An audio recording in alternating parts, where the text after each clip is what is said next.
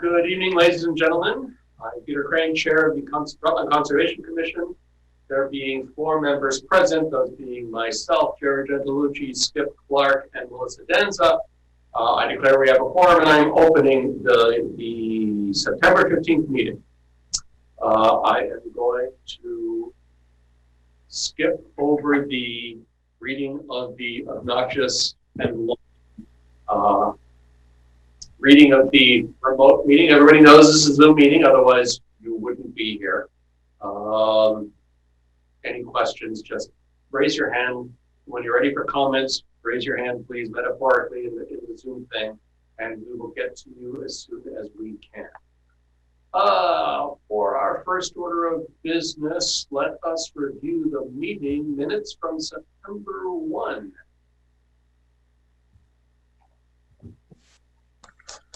So I had sent a couple things to Mika.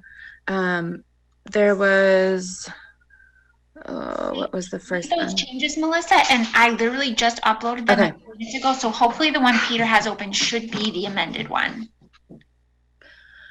Yeah, so basically the differences was for Finn Park Road, I just, asked if we wanted to just put in that Mr. Stillings made a comment, and then for 199 Glenwood, she had that Jared was recused when she wasn't. And then instead of phasing, that I suggested that phasing wasn't the best, it was instead I said 2 NOIs wasn't the best. And then wildlife was spelt wrong on the CR, but that was it.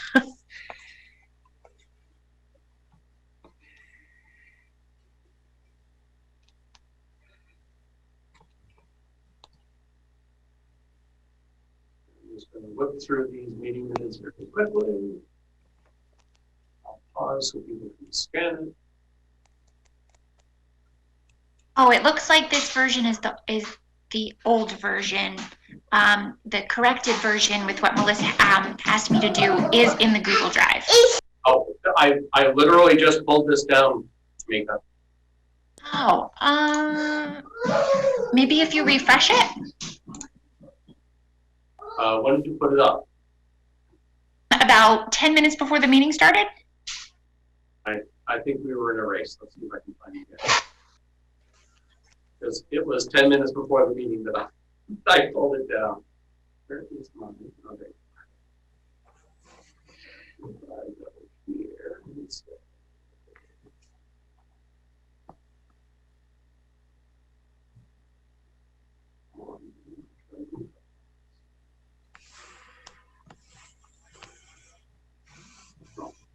This way.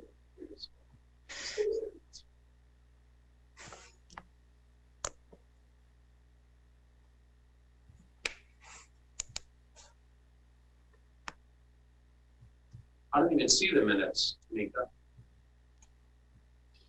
That's weird. I don't know why it's doing that, because when I look at the drive, it shows me everything, and then the new minutes are there. There they are. Let's do this.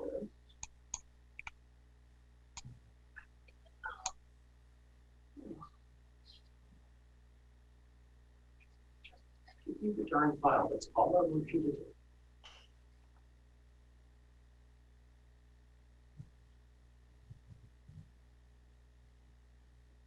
All right, we'll just go ahead with and we will note everything that Melissa said.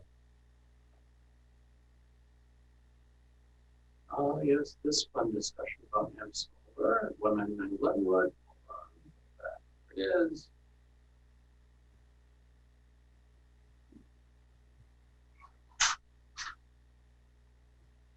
No, that's still not showing me the amended one. But if you would like to put them with amendments, I do have the ones that she wanted me to change.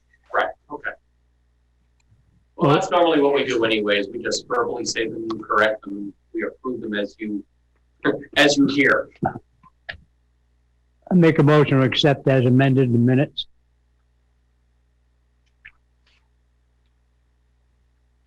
Second. A second. Sorry. That's okay. All in favor, Gentilucci. Aye. Clark. Aye. Denza. Aye. Crane, aye. That is accepted. Now, move along. We have no submissions tonight, right? Correct. Okay. Is the RDA a hearing? We have to post it as a hearing in the paper, but technically it does not have to be treated. It's not a hearing, so I don't need to open it as a hearing. But we will, going in the order of the agenda, we'll talk about the RDA for Stephen Cobb, 3 Simon Davis Drive. Let's see if I have the information reasonably handy.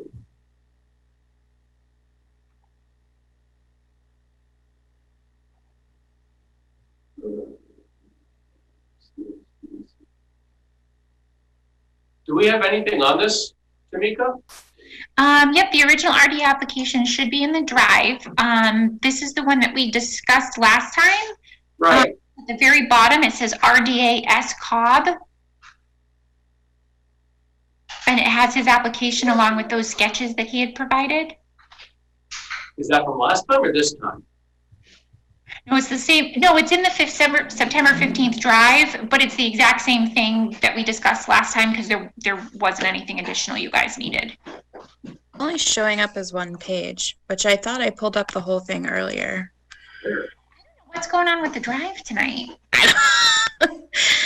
Always love technology. I swear it was there, and I It is one page. last time. It definitely. Send this to me over email last time because I I remember this last time also. And I think that we also could only open one page. Okay, let me look through my email real quick, and I will resend it now and see. I apologize. I don't know why it uploaded like that.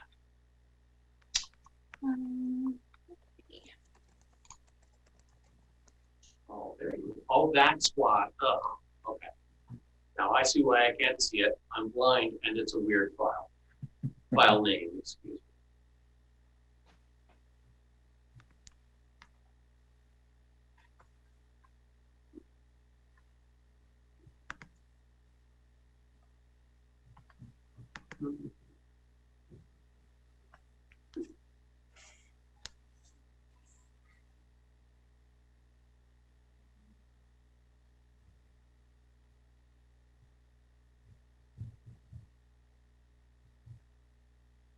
No, I'm not finding it right now. Everybody who's watching online, I apologize. I'm very disorganized today. And so you're all going to pay the price, I'm sorry to say.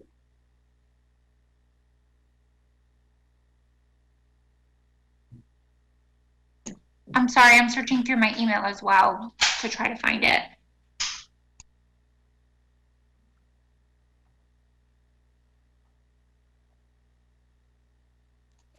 I think I found it, so I'm forwarding it now. Hold on one second.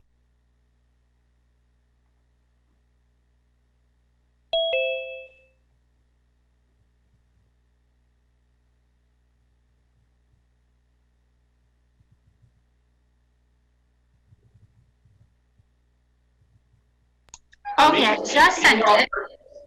Mika, can you hear the tings and the pings and all the sounds that are coming from the computer? Or is that my side only? No, I think that's just on your end. Okay. I can hear them. Oh, you can? I didn't. Okay.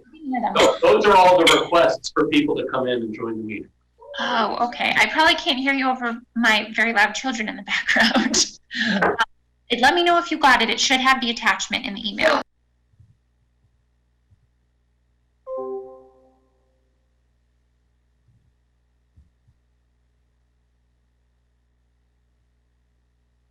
There we go.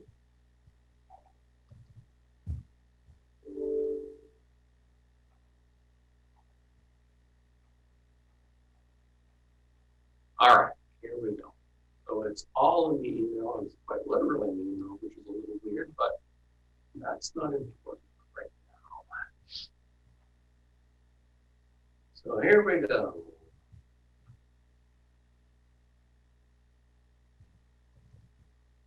So there's a question, whether it's subject.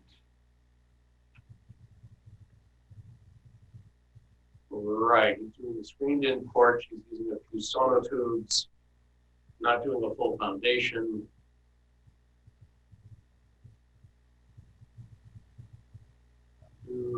Every little bit I look at this and I vaguely remember why now. There, oh, that's right. And this is the drawing that's really what's on the, from the building inspector's office. Talks about how it's being formed. You can clearly see over here. So, sonotube. And we think it's more than there were before, right? But is that ever clear? What was the question, Peter? Are there more sonotubes than there were when it was just a deck? Yeah, I think he said there was going to be 5 more. 5 more, right? Okay.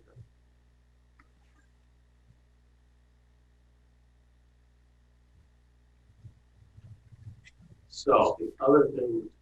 Peter, I'm not sure. Stephen may be in the meeting, so I don't know if he's there and wanted to say anything. I know we have a couple Stevens here, so I'm not sure. I do see a Stephen. Yeah, I'm here. Oh, hi there. Nice to meet you. Hey, how you doing? We're So doing there's just actually- great tonight. We're So- chaos, but we're moving. Oh, all right. So I'm sorry. I just tried to actually kind of configure this out. So there's only actually 5 sonotubes, the existing sonotubes that were on the existing footprint. Right. There's -1. So there's actually one less sonotube. So all the existing sonotubes that were down in the ground, they were only about 2 feet deep. They were all removed. Yep. And 5 new sonotubes were actually put in. And they were all put down 4 feet. Right. The usual 4 feet is necessary for frost. Correct.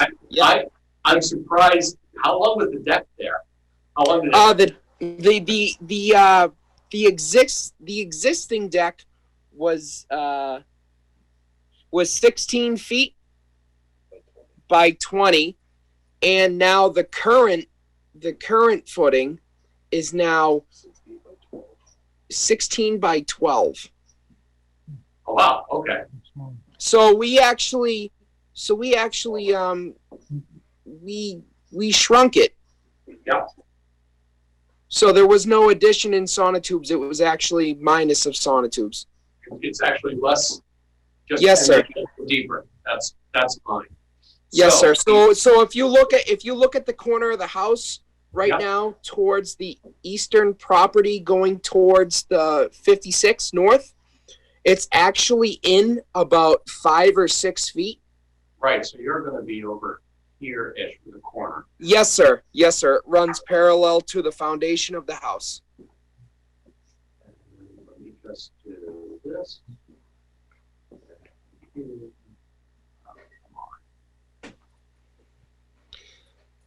I kind of was trying to configure the whole Zoom meeting. I was trying to realize why I couldn't vocalize in on here. All right. So you're darn close to 100 feet with your new placement. It's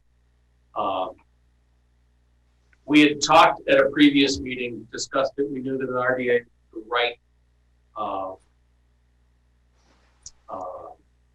was the right filing to do in any event.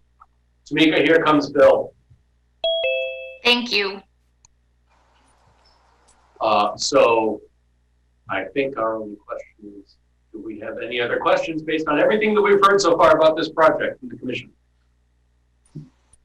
Yeah, no? I'm good. No. I'm good. Melissa? I'm all set. Bill, welcome.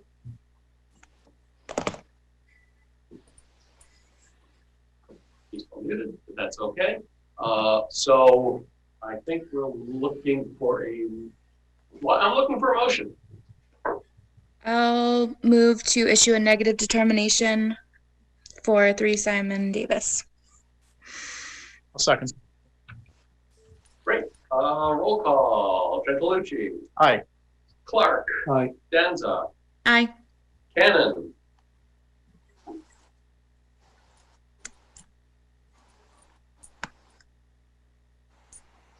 There, I just asked him to unmute. I don't know if he's actually totally. I'm going to abstain on this one. I just got in. Oh, that's right, you're abstaining. Okay, Crane, aye. 4, pro, 1 abstain, no, none against, motion carries. Melissa, if you don't mind, just give Tamika the right verbiage and the right checkboxes for her to, Absolutely. and we'll get the paperwork done in the next couple of days. Yep, Stephen, I'll send the paperwork out to you in the mail, and then you should be all set. You won't have to do anything else. Awesome. Thank you very much, Tamika. I really appreciate it. No problem. All right, you guys have a great weekend. Thank you. Thanks, you Thank too. you. All right. That's that. So now, is this a new open or is this a reopen for Vineyard? They were just a submission last time. Oh, that's right. So we're going to open. Yes. I hear it. For notice of intent for Carol Viner on Emerald Road, lots 1, 2, and oh, wait a minute. Do we need to open 3 separate? We do, don't we? Do we need to open 3 separate hearings, or can we do them all at once? You can do them all at once as long as you state that they're being held concurrently. We will open a meeting for the notice of intent for Carol Viner Emerald Road concurrently for lots 1, 2, and 3 with the appropriate DEP numbers as noted. Hooray! Peter, Mark, I think this is you, right? nope, this isn't Mark. This is actually the other Stephen that is on the call. He is the engineer that's going to be speaking on the project.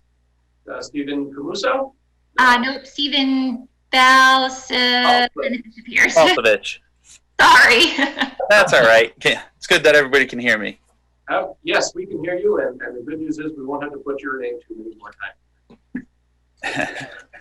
All right, just a second. Let me pull paperwork. Well, I'll at least pull up the plans. Oh. And the plans that are in there are the most revised copies that they sent over to us since the submission was originally given to us. Great.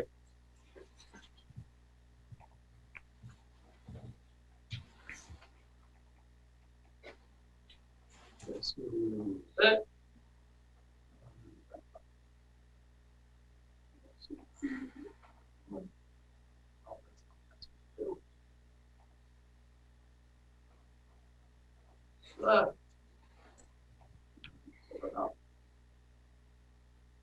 Okay, so there's Emerald Road. This one happens to be. Is this actually lot 1? I think we've got lot 1 quite by accident. Yep. So All right. let's just talk briefly about number 1. All right. As you said, I'm Stephen Balsavich, representing land planning on behalf of Carol Viner. The notice of intent was filed for the proposal of a new house on the new lots located on Emerald Road and associative utilities, including a well and on-site, sewage disposal system. If there were any questions regarding our proposal, I am open to any questions.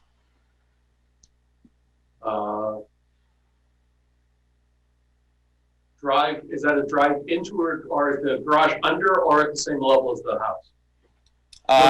Last questions that aren't actually jurisdictional. I'm just nosy. I believe this, out of all 3 of the concurrent projects, was not actually designed by an architect. So this is just a temporary house and hasn't been finalized. Okay. So it, as drawn right now, is roughly 1 elevation. The slab is below the sill elevation of the main house. Right. Okay. That's fine. So the septic is here. If I remember right, the well is unintended well away. Yep. So if I could explain, on all three of these septics, the biggest deciding factor on the proposal of the well was the 110 feet determined basically by the Title V supplementary regulations for the Board of Health.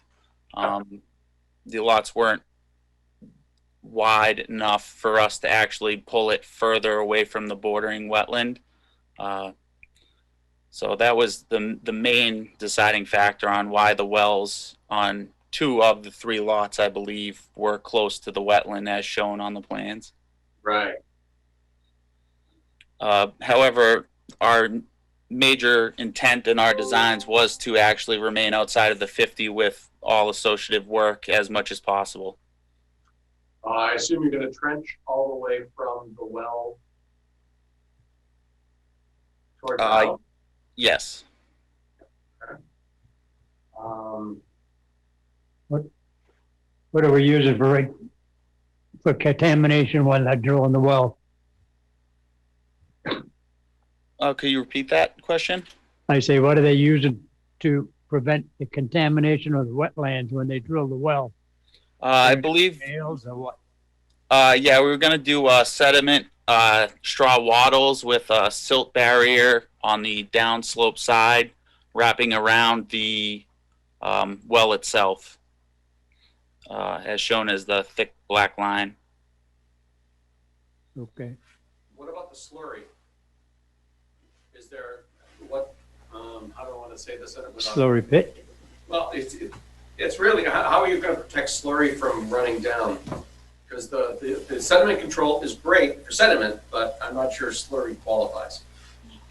So I believe we may just be using different terminology. That was our intent with the labeled circle next to the well, the tailings pit. I believe all drilled material would be directed into that. Perfect.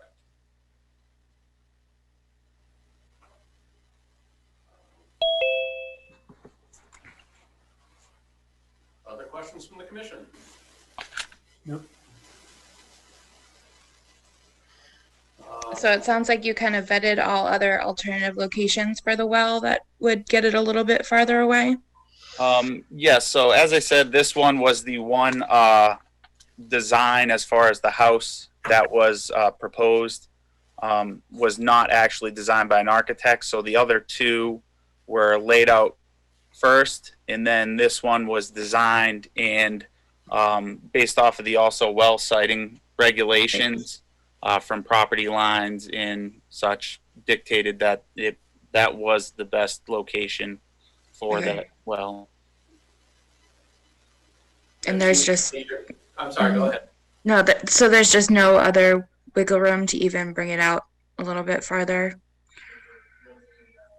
We had to stay 110 from that, and with the other septic design on the adjacent lot, just comes too close. Yeah, it was coming too close for that. Yeah, I wasn't sure. Is that why it's not over on this side? Yes.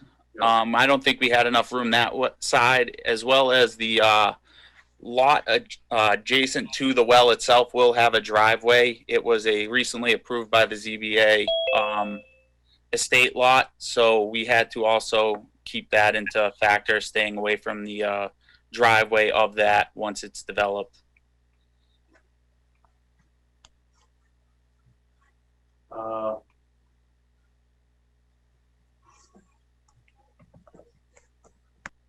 That looks a little steep. I'm not saying it's bad or wrong. I'm just saying that sure looks like a ton of dirt for bringing in. Am I wrong? Yeah, the lot, it's relatively flat, 50 to 75 feet off the road, and then it starts to slope down pretty significantly. And based off Title V, we had to do the 1-on-3. We couldn't go any, steeper. We could have gone more shallow, but then that, like you pointed out, would have been even more fill than what we're showing.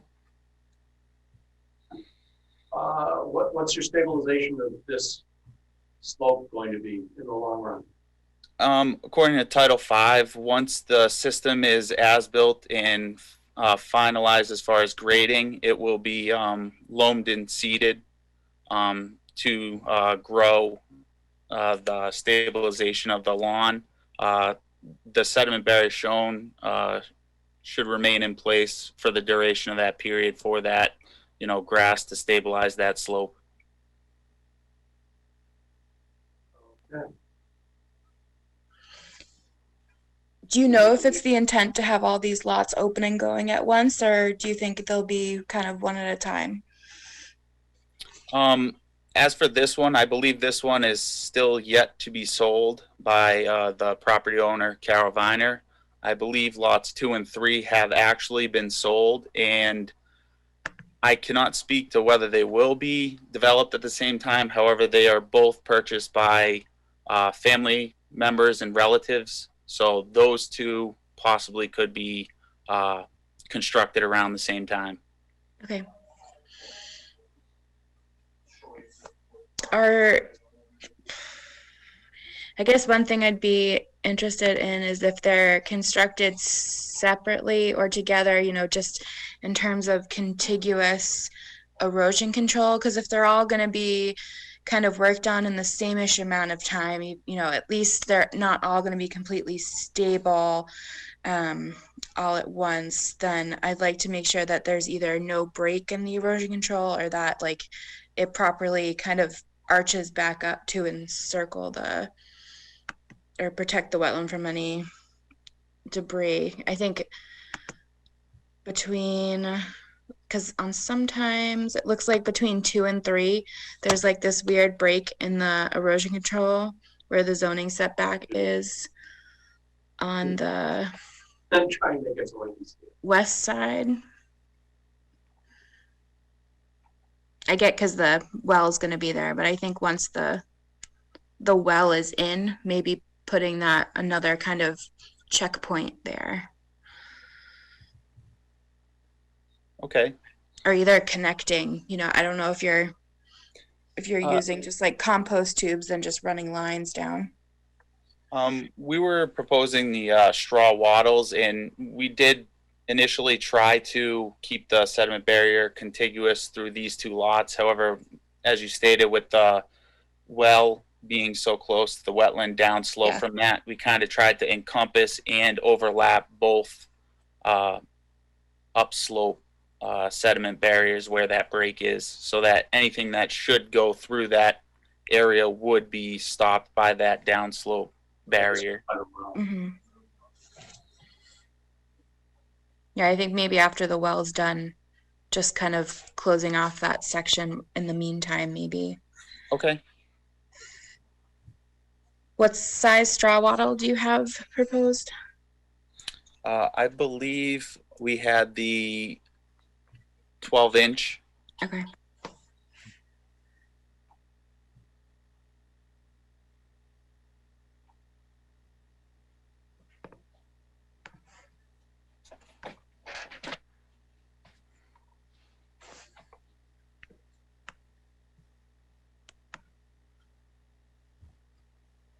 So,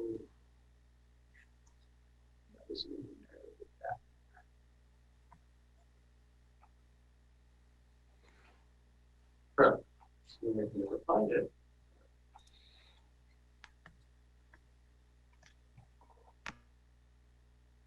Oh, that's just the marker. Okay. So, catch up. So this well is for lot 3. Correct.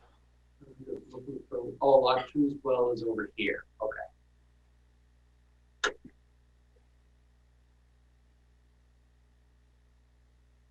And then is 1 in this orientation to the left of 2? Does it go 1, 2, 3 in order?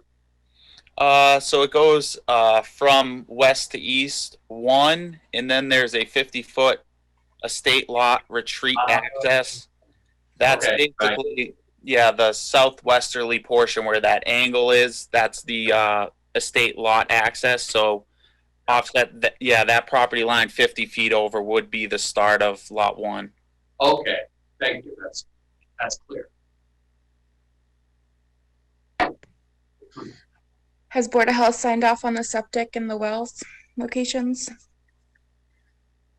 To my knowledge, our first submission was actually in violation to a previous vote I guess they had regarding infiltrator units. So we had to revise the designs to include stone and pipe trenches. Do not know if they have signed off on them yet. They received the plans, I believe, the same day the Conservation Commission received the updated set as well.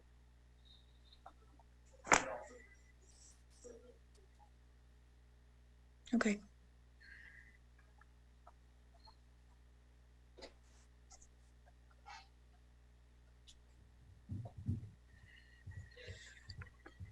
Other questions from the commission on any of the lots?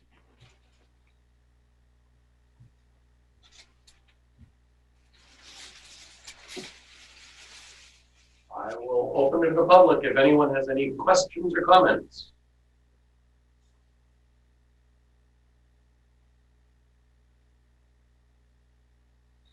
Hearing none. Are there special conditions we should consider for any of these, any or all of these lots?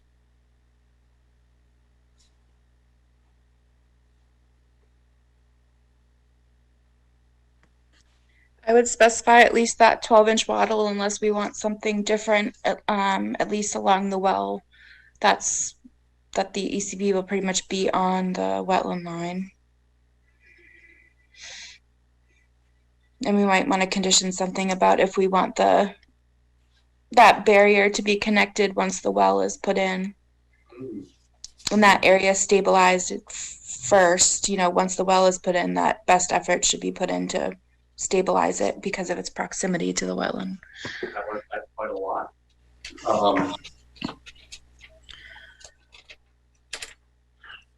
How big is the tailings pit?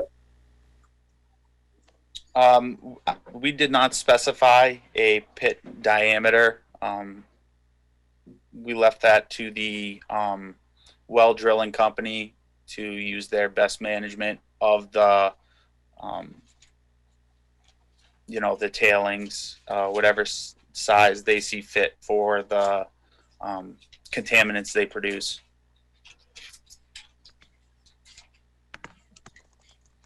I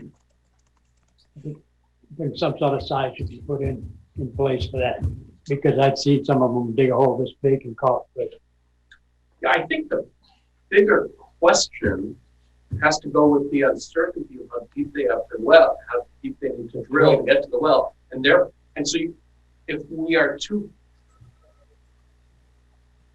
if we over condition the tailing pit, it almost makes it sound as though we don't allow them to go bigger when they need to. But my question is, they go a certain distance, they dug a certain size tailing pit, they go a certain distance down, they haven't hit water.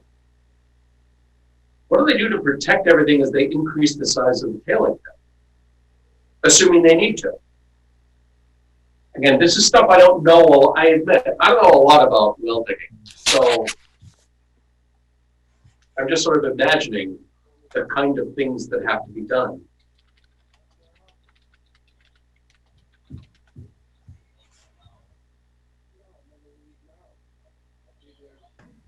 I mean, is it more information that you're looking for from, someone who would be doing this?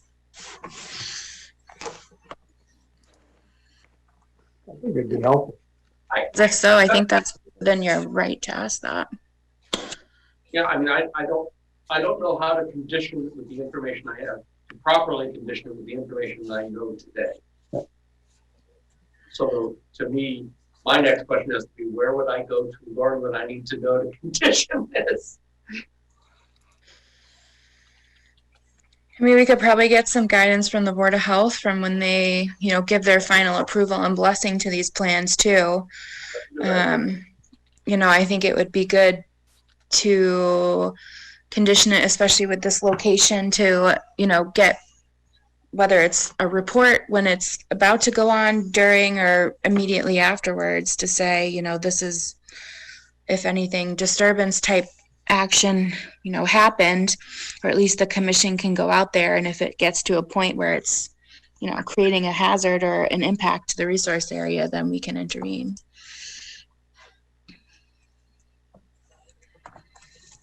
Couldn't the well drilling company come tell us what they do and how they handle it? That's what I'd like to see. I mean, I don't know who's drilling it. Well, do we know who the drill company is going to be?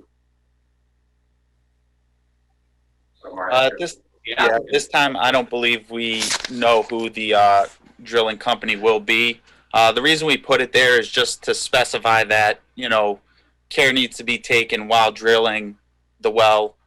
Now, as far as, what, size they need, that would, be up to the well company. As you said, I don't know if there's any regulations on that. And if it would be, it probably would be handled by the well company themselves, whoever that may be. It was our intent just to specify that you need to take care of those contaminants. Okay. So I am definitely going to go off and talk to the Board of Health as a starting point.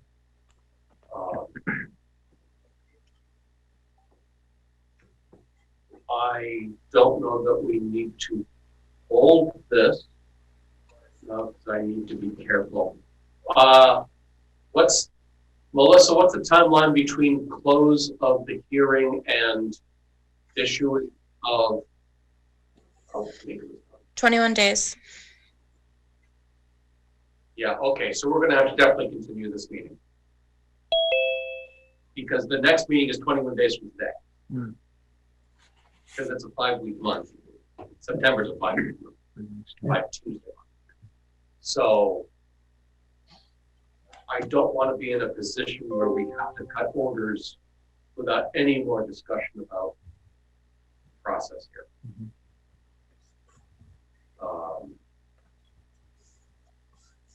How much did you miss? How much did you miss, Tamika? Oh my gosh, I apologize. I've been having problems. I was able to join temporarily on my phone, so I think I missed very little. Okay, good. Peter, I don't know much about well drilling either, and the tailings and what contamination can come from them. Is there any concern that the tailings pit is that close to the wetland? Is there, and I'm throwing it out there as a question, is there concern that even if it could be a reasonable sized pit and could be done relatively quickly, and they hit groundwater at a reasonable level and everything goes great, but is there any concern that the pit is literally whatever it ends up being? Well, it's still a close location wherever they put the pit, and maybe that's someplace we want to condition. But we need to understand what the practical limitations are of that distance. And again, there's lots of questions come to mind. Again, I don't know the answer to this. Yeah. Is a pit required, or could the tailings be removed from the site? No, they just run them down the hillside. That's what they did at my house, usually. Right down the road. Right, being right next door. I think the reason that there's a pit is because they're well within the wetlands jurisdictional area. So they need to do something to prevent. I don't know if there's an option to take those tailings and instead of just burying them in a pit next to the well, to pump them out. And again, I don't know the process. Yeah, I'm just asking if there's a way that if you are in a sensitive area like this, where you are that close to the wetlands, a way to just get them out of there, get them off site, maybe they get disposed of somewhere else. Right. So I don't know how realistic that is. If I may, so from my understanding of the how they handle drilling the well is primarily you're just putting the slurry of the sediments in the liquid water that they use when they drill into a pit, where it basically percolates the water and settles out the fines in that. So where the soils out on the site were less than 10 minutes an inch, I believe the water that goes in will percolate and filter out the contaminant, which is just the fine aggregates that are kind of mixed in with that liquid. So there'd be primarily just percolation that'll just separate the solids out into, you know, a pit where it would just be there to just settle out.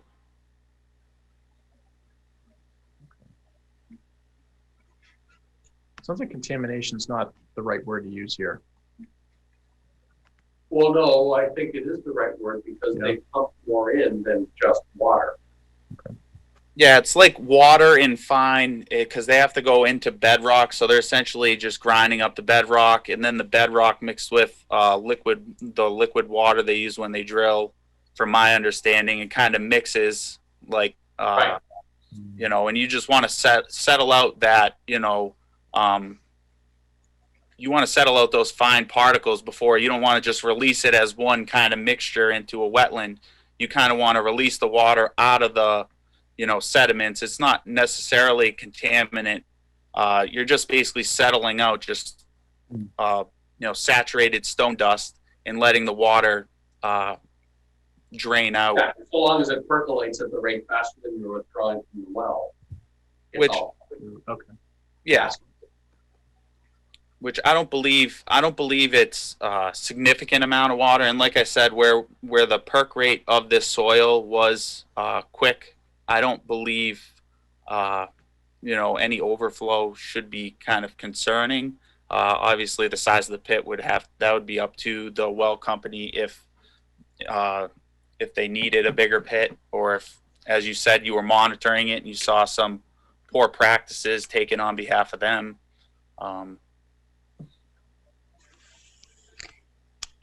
And on the other hand, they can always just make another pit. If it's too full, if it's not percolating quickly enough. Yeah, they could always slow down too their drilling, because I believe drilling is just it's actually like a distance, as far as financials, is a distance into the ground and not really like an hourly rate. So wherever bedrock is where bedrock is, and you know, if they need to slow down because they were creating too much you know, liquid for the actual pit itself to settle out, they could just slow down, let it drain, settle out, the water would perk and be clean and enter into the ground, and then they could continue right after that. All right, so I will go and have a quick, hopefully quick, like I have any quick conversations, but a theoretically quick conversation with the Board of Health to make sure I understand it all. Peter, Yes. I think I'd also like to see the wetland flagging just because of the proximity to the well. That's true. We haven't done the site walk, have we? No. I haven't been there. I don't know that. Okay, so. If I recommend, I would definitely wear long pants and a long shirt. There's a lot of mountain laurel, and it gets thick. As far as, you know, 70 feet-ish from the road, it gets really thick with laurels, and it is a tough walk down there. It's just a precaution. Thank you. You're welcome. And how much poison ivy is in the area? We did not encounter any poison ivy. However, I'm in the kind of select group that does not get it, so I really don't look out for it as much as I probably should. And the wetland flags and stuff are still up, as far as you know? As far as I know, yes. I believe the wetlands were flagged I would say maybe November to January, past November to January, somewhere in that time frame. Okay. How much by plants, how much by soil? I'm sorry? How is the line determined? How much of it was done? Basically, do you use primarily plants, or do you use soil samples to determine wetlands? So I personally did not flag the wetlands. I located them. From my understanding, it was determined based off vegetation. And at the time, it was obviously snow and rain and precipitation. There was possibly some standing water that might have been visible.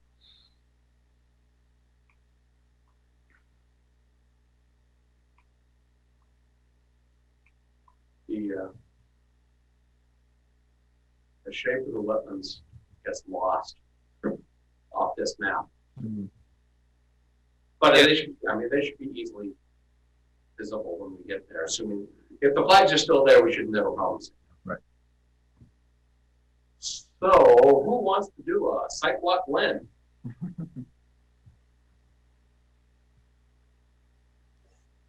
I'm around.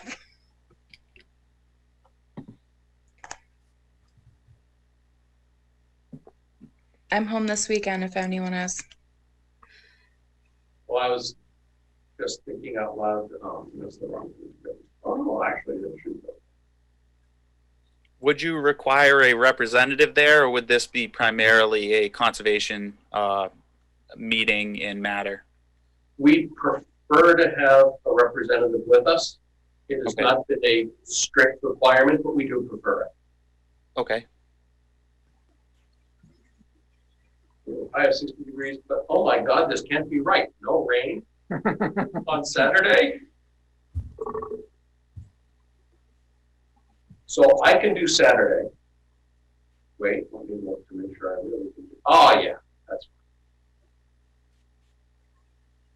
Saturday at 10? That works for me. I'm good.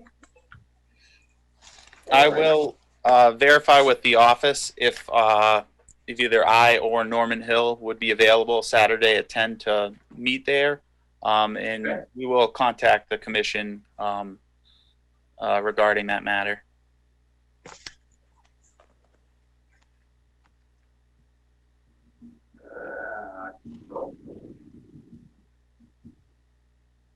So the autocorrect.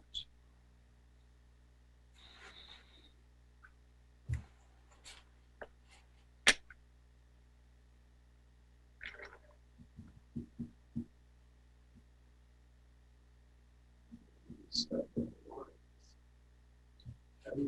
10 a.m., right? 10 a.m. 10 a.m. Yeah, I might be about 10 minutes late. Okay. So what we'll negotiate which side. I don't think it matters where we start. If we start on line 1 or line 3, I don't care. I would, if I could make a recommendation, this road is relatively narrow and there are little areas to actually park. The best area is actually across lot 1. Okay. I believe it's the closer end to, I believe the road is Turkey. Turkey Hill. Yeah, Turkey Hill. There's a small area where you could fit, several cars there, and it'd probably be the safest to start there. Where that fire pond is. Probably.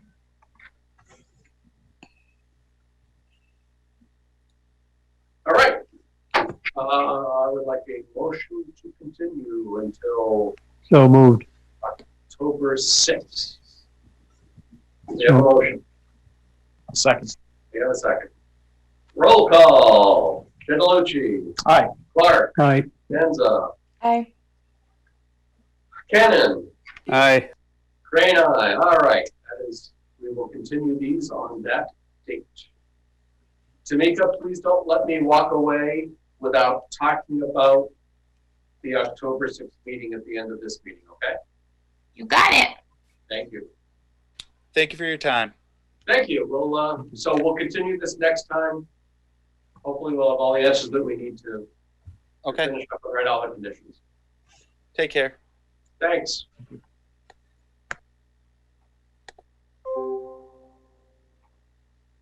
We should have an information from, yeah, never mind. Okay. So now it's time to continue the NOI hearing for Stephen and Stephanie Camuso on Brintnal Drive. Just a second, and I will get the paperwork up here.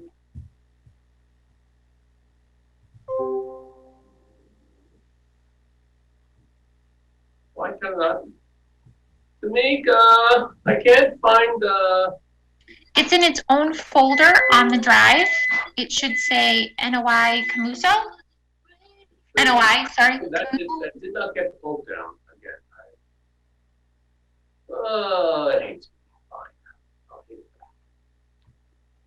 that.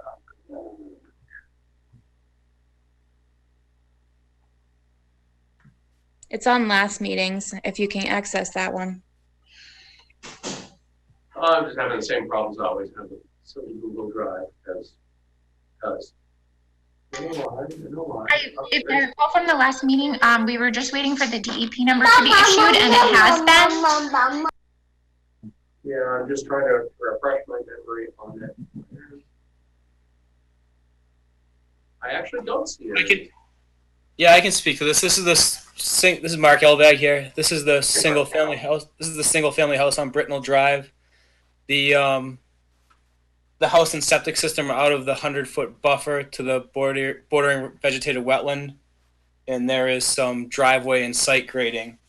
That's right. This is primarily driveway. Yeah, about 60 or 70 feet from a very small wetland just upstream of a culvert going under Brintnal Road. I'm just trying to find the map so I can show Mark, it. were there any comments from DEP or just the No. staff? Yeah, we were ready to close last meeting, and Yeah. unfortunately DEP, I guess, didn't have a chance to issue the number, but the number's been issued with no comments, so Okay. I'm happy to answer questions, but let me know. No, I remember it now. I'm having trouble finding the map, but as we said, it's more the driveway on Brintnal. Yeah, just driveway and some grading, basically.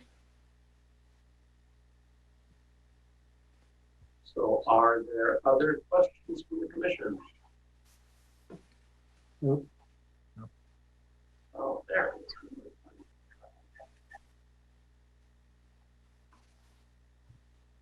There you go. That's it.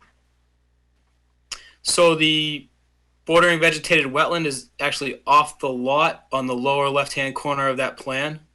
Right. And right between wetland flag 1 and 6 is the culvert taking the water under Brintnal Drive. Mm-hmm.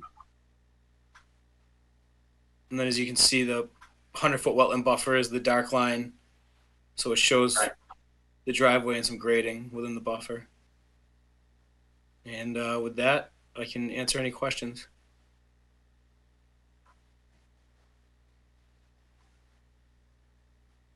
Anything else from the commission? We're good. Questions or comments from the public?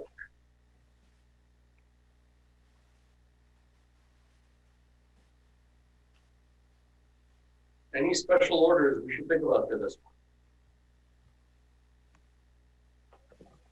I don't think so. I think this one's pretty straightforward.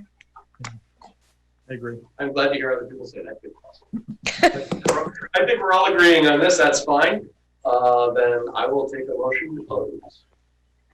Motion to close. Second. Roll call. Gendelucci. Aye. Clark. Aye. Denza. Aye. Cannon. Aye. Crane eye. Since there are no special orders. Yeah, just our standard special conditions. Just I think. recommended, so I'm willing to take a motion to sign standard roads and conditions for this property. Are you signing on behalf of the? Yes, yeah, with that one. Good. So moved. Second. Gentelucci. Aye. Clark. Aye. Cannon. Aye. Denza. Aye. Crane eye. Okay. So we'll get those right away, right out to you, Mark. I appreciate that. Thank you, folks.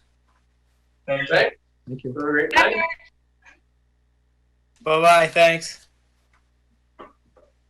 And here we go. Going to reopen the hearing for the notice of intent for Nancy Blair on Finn Park Road. So, Hi, Julian's here. Julian's here. Sorry I wasn't here the last couple of times. Things came up and a lot more things came up and now we're here. So I'll tell you what, let's open this. And zoom in a bit.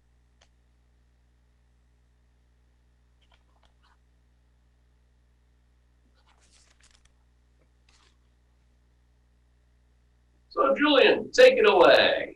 Okay. What we're proposing is a single family house on this lot that's located off of Finn Park Road, abutting Demon Pond. We've got a few things going on. We've got an on-site septic system, We have a well proposed. Since the last meeting, as you see, this is a revised plan. There was another well that was shown on the plan. We've got a retaining wall along the property line. And then we have our well, and now I heard the meeting before us. We've got erosion control going all the way around pretty much the whole site. But Right. what we do, and maybe you can condition it, is absolutely put a well drilling pit down near their well while they're drilling it, so that we have somewhere for the well spoils to settle out. Mhm. So that's what we have before the Concom. We're in the 100-foot buffer, so that's why we're asking for an order of conditions. Oh boy, are you in the 100. Well, it is waterfront on Demon Pond, so. Yep, fair enough. All right, so to make a note that we will definitely condition the tailings pit. Do we know how high the groundwater is around there? If you look at the soil log, if you slide this sheet over, I can tell you, I got a copy here, let me see. It's right there, 112 inches and 110 inches Okay. below the surface. Okay. And it's all sand. It's pure sand.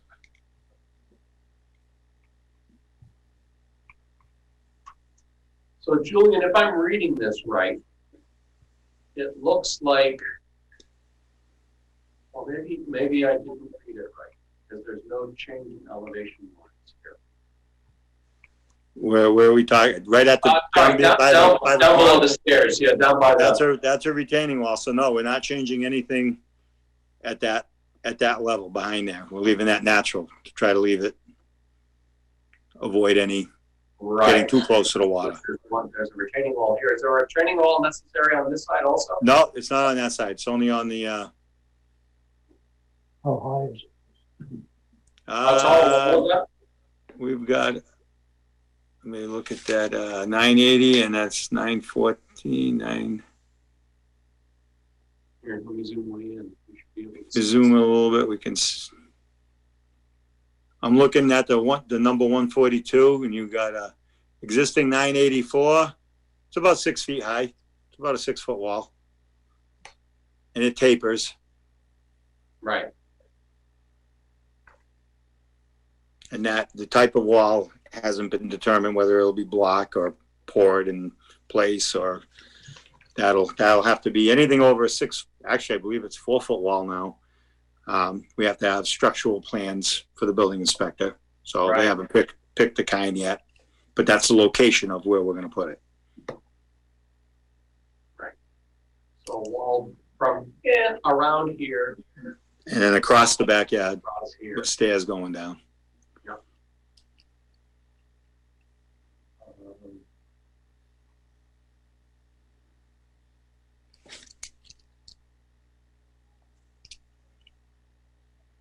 Other questions from the commission?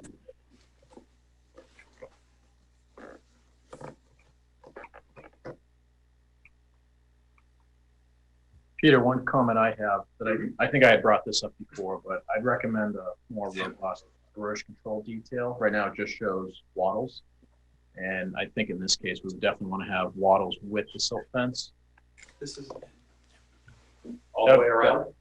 I think so. That would be my. That's fine. That's not a problem at all. Okay. You can condition that easily. No problem.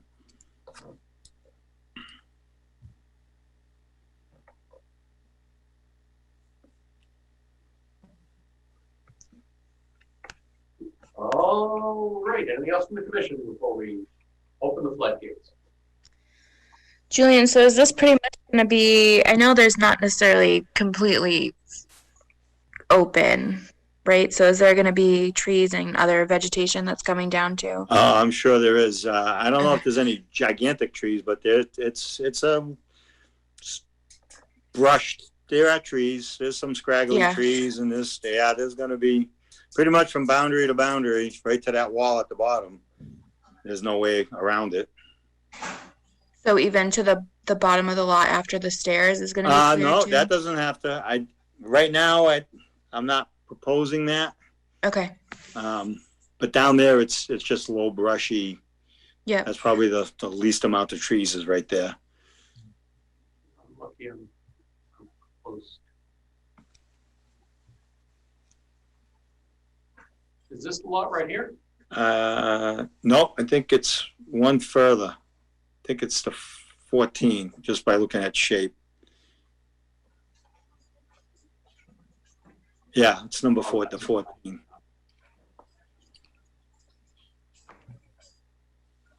Right, okay. So clearly some trees. Yeah. There's one big clump right at the bottom there. I don't know if they're in that, beyond that wall or not. That's about 30 feet off of the edge of the pond, 30, Right. 35 feet. So that might, if you can save it, I'm sure he will.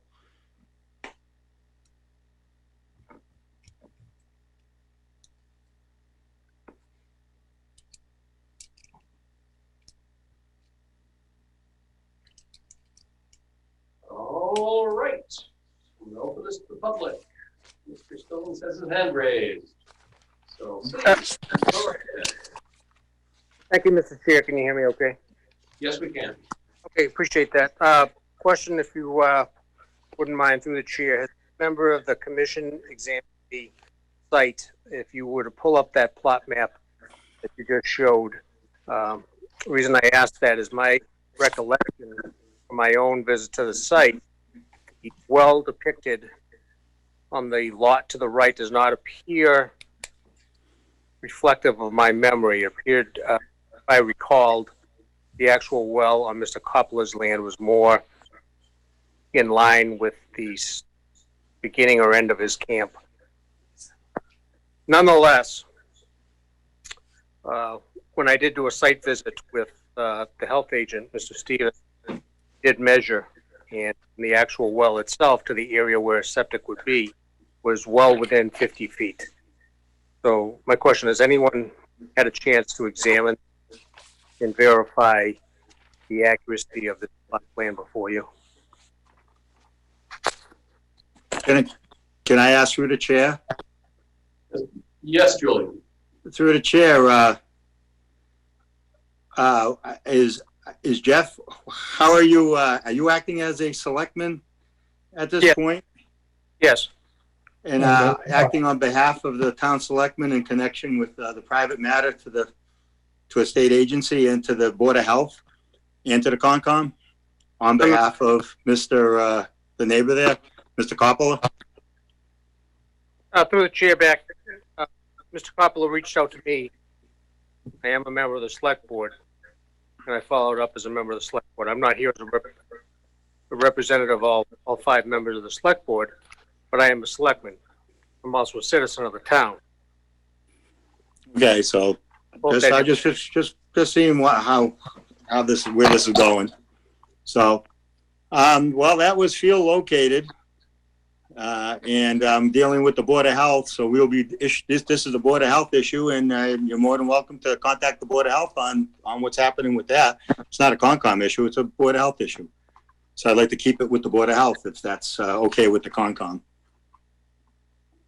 That is absolutely fine. We will not interfere or intervene in the Board of Health, in a matter jurisdictional of the Board of Health. That is a problem that is far outside the wetlands concerns that the commission considers.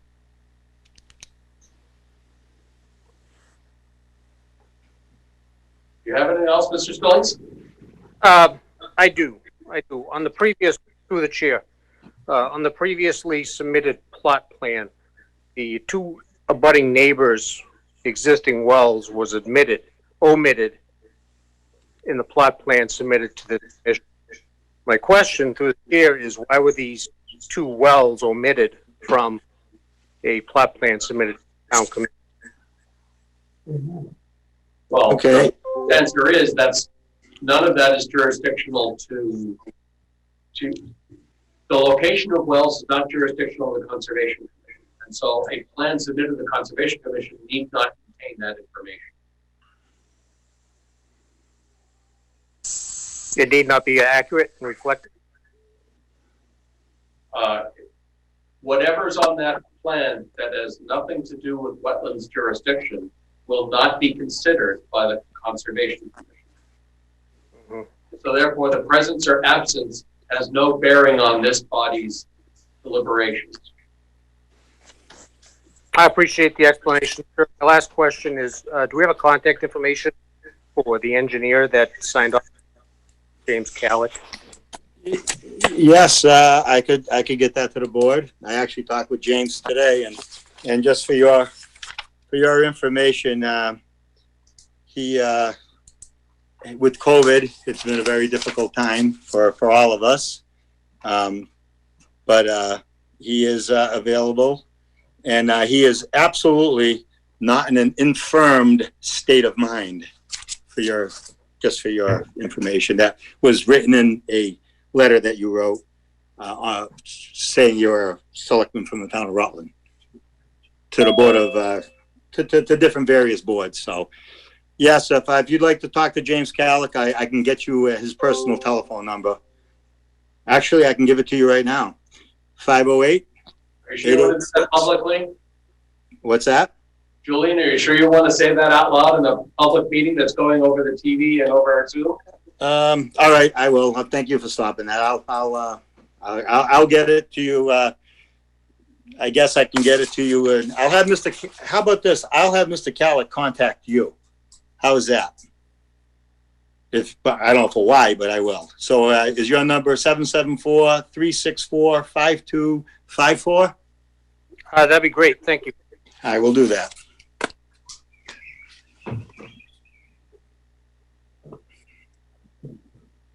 Are there any other questions or comments from the public?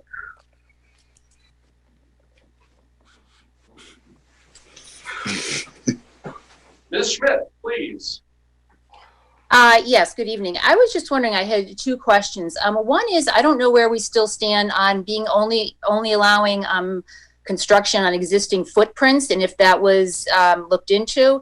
And the other question I had was, what type of guarantees that we have that Mr. Blair is not, you said that, you try to keep the trees, but that's not what happened on the opposite side of the lake when they built. They pretty much, took down everything, and they were forced to put more vegetation in because they had destroyed all the vegetation that was there. So I want to know what the guarantee is that they're not going to destroy more than they need to. Well, the footprint that's shown, this is Julian through the chair. Yeah. The footprint with the septic, the building, the driveway, and all that, and the retaining walls, all the trees from boundary to boundary on Clee's land will be removed because it's the only way you can build this. So there's no questions on he cut all the trees. Yeah, all the trees are getting cut on that part. Down by the pond, there's a little area, the width of the lot by probably about 35 feet or so. There may or may not be any trees in there, and at this point, it's whatever routine maintenance is held is what he'll probably end up doing. He can't go in there and excavate that out and create a beach or anything because that's not what we're proposing to do. So I would say the only trees in that area at this point will be his maintenance and to be able to build that retaining wall and drill the well, of course, because the well has to be drilled. So. Right. So, Julian, what's the distance on this? I guess this is the northwestern property line from the edge of the water to the retaining wall. What's that distance? Just from a scale, it sits around 30 feet. Okay, so 32 feet. So we know that if a tree were right here next to where that wall is going, it would it's going to come down necessarily. Yes. But if it were a few feet away, which you could measure. Yeah. Then said you would attempt.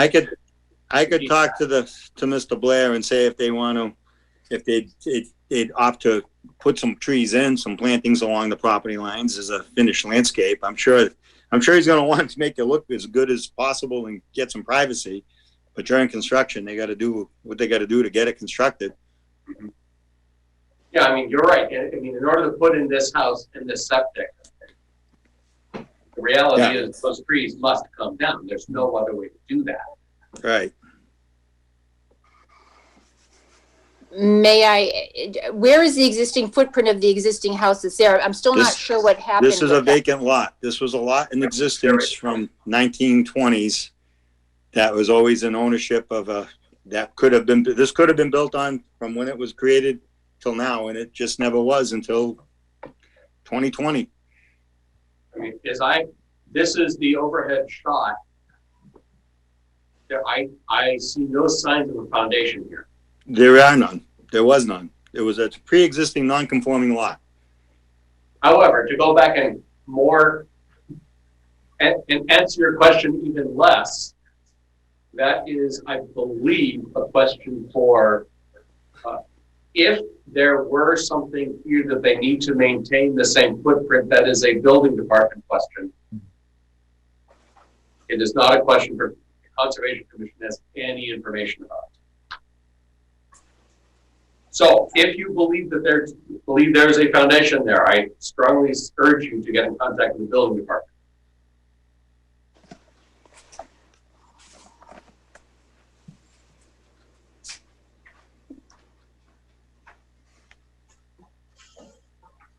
Anything else from the public? Anyone? Actually, Peter, I have one more question or point, I guess. I think we did also talk about at one point, Julian, I guess to Karen's point about taking kind of maybe an inventory of that space that you won't be disturbing by the water and kind of labeling what will or what can be saved and what will remain, because I think that would be good to have on the plan. You know, if something comes up during construction, then the commission can assess that. But I think that close to the water, especially with our 25. I can go down there and we can locate and name what the trees are. I mean, can I keep it to like a 6-inch in diameter and bigger? Or do you want all the brush? I mean, I'm not going to go locate 1,000 saplings. No, I mean, yeah, if there's like a 6-inch, 8-inch trees and larger. Yeah, I mean, I think if the brush is going to remain, maybe just doing like a bubble saying. I can do that. Brush, I can give you. I can provide that information. Yeah. That's easy enough. Yeah, and if there are proposed plantings that you know, I'll talk to the Blairs about that too, about a landscape, and maybe we can do a little bit of a proposed landscape plan. And I'll shout out to try and be native species if possible. No purple light, blue strife at the shoreline. Thanks. Yeah, put some Japanese knotweed down there. That'd be good. But it's so pretty. It's awesome. About a month. Lindsay, I do see you there. I will get back to you in just 1 minute. I do have my own question for the commission. We want to do a site walk on this property. That'd be good, I think. Yeah. Okay. Hard to do that. Can we fit this in on Saturday? I can. Because if not, then I only ask because after that I'm out of town. So I don't have to be there if you guys want to do it at a different time. But if we wanted to fit this on Saturday, Julian, that's unreasonable. When do you want to do this? Saturday? Probably be Saturday. there. I'm going to guess. I mean, if we're not too far. We're at Emerald. That's true. We're not very far away. And And it'll take a little bit to do that, but it won't take more than an hour. I would think so. Maybe 11. Yeah. So how about 11 o'clock? Give me 1 second just to make sure I'm here.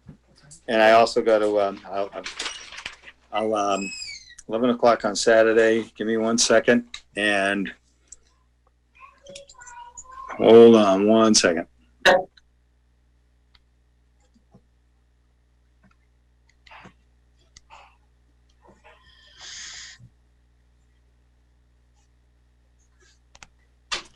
As far as, 11 o'clock will work Saturday. I do have to talk to the Blairs, and if something comes up that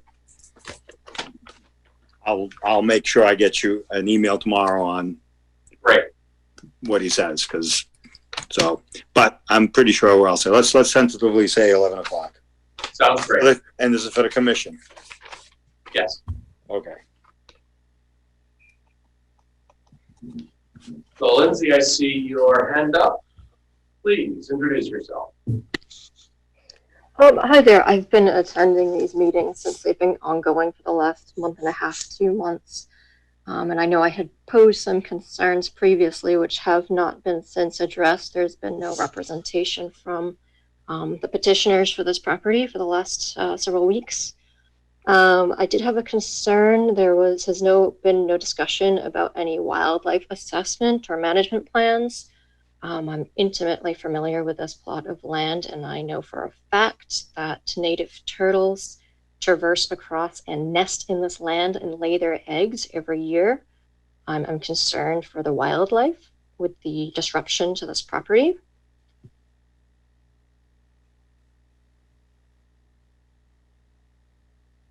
So Julian, I have no comment on that. That's, I guess whatever's going there, we'll have to adapt to what's going to be placed there and move to sides or wherever they're going. I mean, it's just because this one hasn't been built on doesn't make it it does appear to have the most grass clippings and brush piles on it, but that's that's all. That's the only way I can answer that one. I mean, it's, if you plant some trees and some shrubs and grass, the animals will find their way to there, just like they do in the rest of the neighborhood. Does this show up in the NHPDES? No.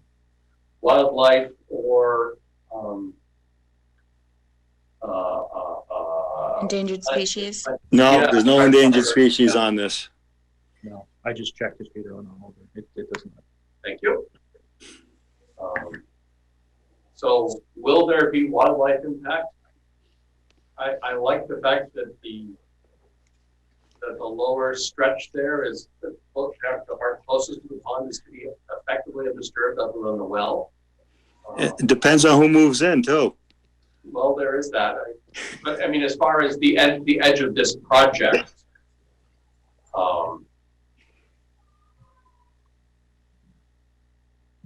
is there going to be some wildlife disturbance? I can't see any way that there can't be, but if from a broader perspective, there's a lot of housing around it seems to me there's a fair amount of housing that does not substantially alter. There are no known wildlife corridors. There's no known endangered species.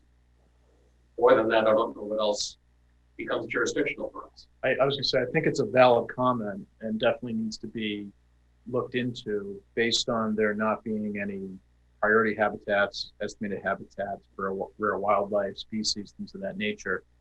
I'm not aware of any regulatory requirements that would require a habitat evaluation. Not for this type of project, at least. Right. There are the qualifications that get there, but they're typically much larger, like limited type projects. Mm-hmm. So it is an interest of the act, but we can ask for some information, but technically this doesn't qualify as requiring a wildlife study.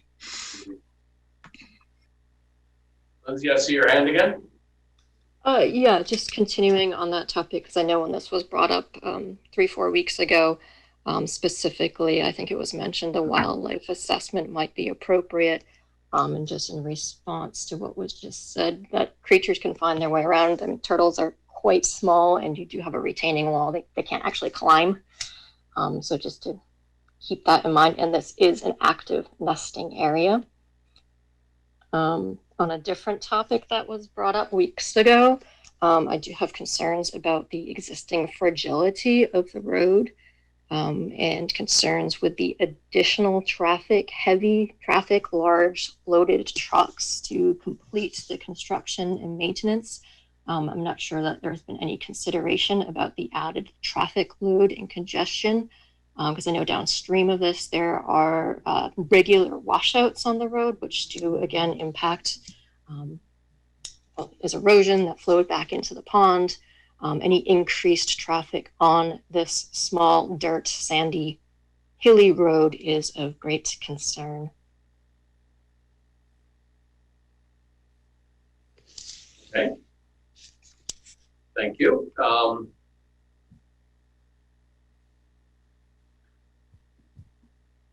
Julian, it's too early to ask the question what the build-out schedule would be, isn't it? What's that? Is it too early to ask what the schedule would be for this?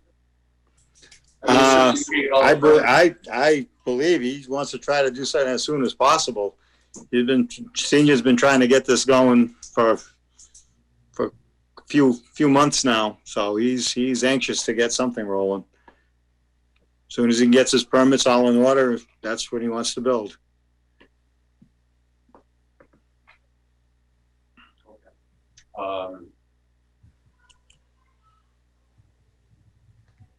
My interest in asking that had to do as much with the frequency of trucks along Finn Park Road, which we all know is number one, in terrible shape, and number two, a private road.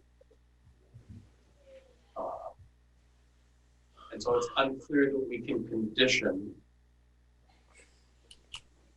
anything about traffic. I actually, even if it were a public road, I'm not convinced that we could condition. Traffic would be beyond our purview, I believe. And, asterisk until something bad happens and stuff starts flowing, the road starts flowing into the water, then we have a problem. Right. But in terms of, I don't know how we could condition, keep the road in its current state.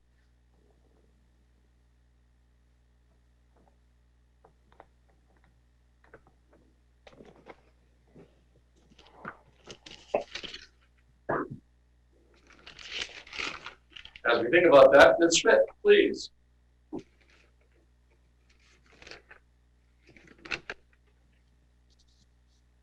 I'm sorry, I couldn't get on mute. Yeah. I just to add to what Lindsay said is, yes, that is a private road. It's maintained by the people who live on that road. We make donations out of our own pockets to get that road maintained because it's not maintained by the town of Rutland. And yes, there is a lot of wash. Over the past few years, it's increased as far as how much is coming down the hill from that road, as we've seen on our property over the past few years. For some reason, it's gotten worse and worse. So there is a lot of sediment and stuff that does come down, and erosion that happens that starts from the road and comes down. So that has increased tremendously. And as I said, that the money does come from the private citizens on that road to try to maintain that road, and there are washouts. The commission has seen them in the past. So we are aware. We haven't heard anything.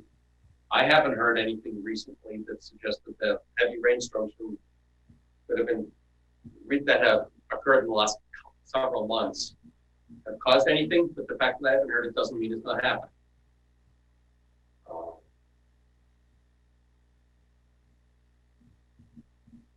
We'll spend some time thinking about that. Is there anything else from the public? Anyone else?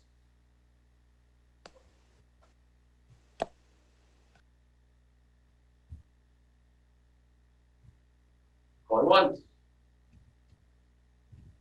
Going twice. Coming back to the commission, are there other questions or comments that we have this evening?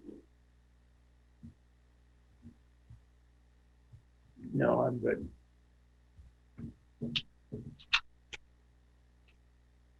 No. Okay, I'm going to call that 3 times gone. I would like a motion to continue to October 6th. So, Second. Roll call. Gendelucci. Aye. Clark. aye. Denza. Aye. Cannon. Aye. Crane, aye. We are continued. Thank you all who have showed up for this. When are we continued till? October 6th. October 6th. First on the line? Yes, you will be first on the line. Nice. Thank you. All right, we'll see you Saturday. Thanks, Julian. Yes, we will. Bring your fishing pole. Is that the agenda? That is the agenda. That is the last hearing. Awesome. Okay. And now for the fun talks. Okay. So we already did the NOI, right? Sorry, the orders for the Camusos.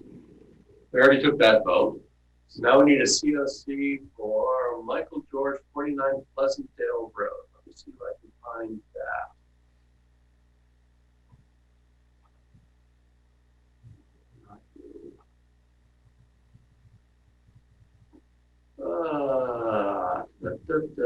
Right there.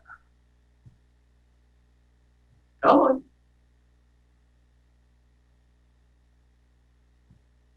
49 Pleasantdale. How old is this one?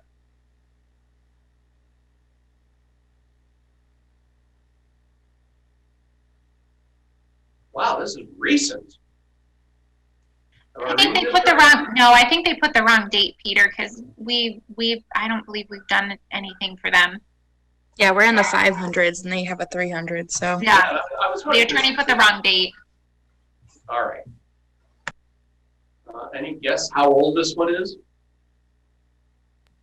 I can check. I mean 389 has got to be 20 years ago? I was gonna say it's gotta be at least 10, 15. Hold on. I'm pulling it up. It's just a little slow today, like everything else. 389 that was only 2010, so only 10 years ago. Oh, only 10 years ago. So yeah, it was 5/20/2010. So that's, they put instead of 10, they put 20. Right. For the issuance date. And just as a side note, the homeowners are refinancing their mortgage and they're requiring the certificate of compliance for that. Right. So can you give me a fast overview? Do we have any overview of what this project was? Single family home, probably?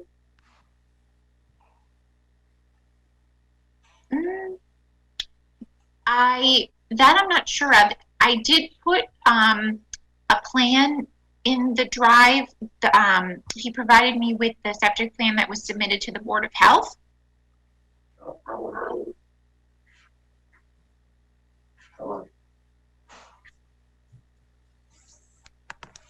The picture of the plans.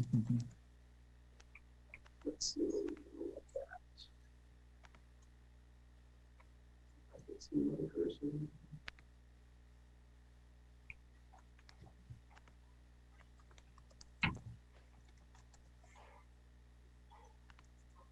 Peter, I'm seeing that through the assessor's info, the house was built in 86.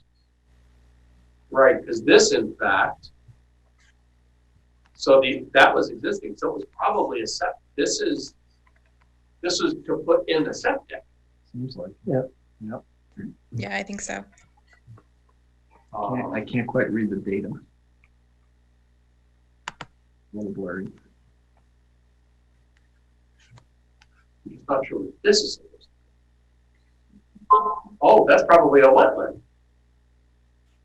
Maybe? No. Are there wetlands flags right there? No, I think the wetland is. I mean, there's one down here, absolutely. Yeah. I don't think there's one. I'm not sure what this had it. Looks like it. I think it's a pool or a ring or something. Yeah. Yeah, that somehow is not making it more clear. All right, so. Oh, I think it says play area. Play area.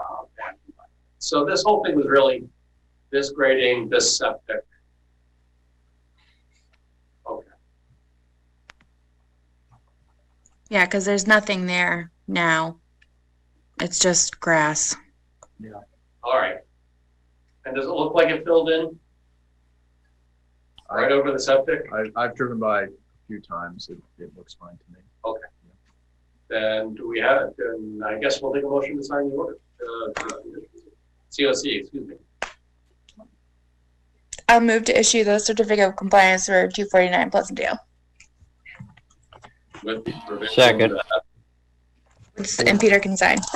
I think it was 49, not 249. Oh, I think it was whatever. Oh, the right address. We'll just consider it moved correctly. There we go. Yeah. Corrected. Oh yeah, no, this even says 49 right here. What she said. So we've got a second, we got a first. Roll call, Gendelucci. Aye. Clark. Aye. Denza. Aye. Cannon. Aye. Crane, aye. All right, so let me see about coming on the agenda. And that's it. All right. Wow, moving forward.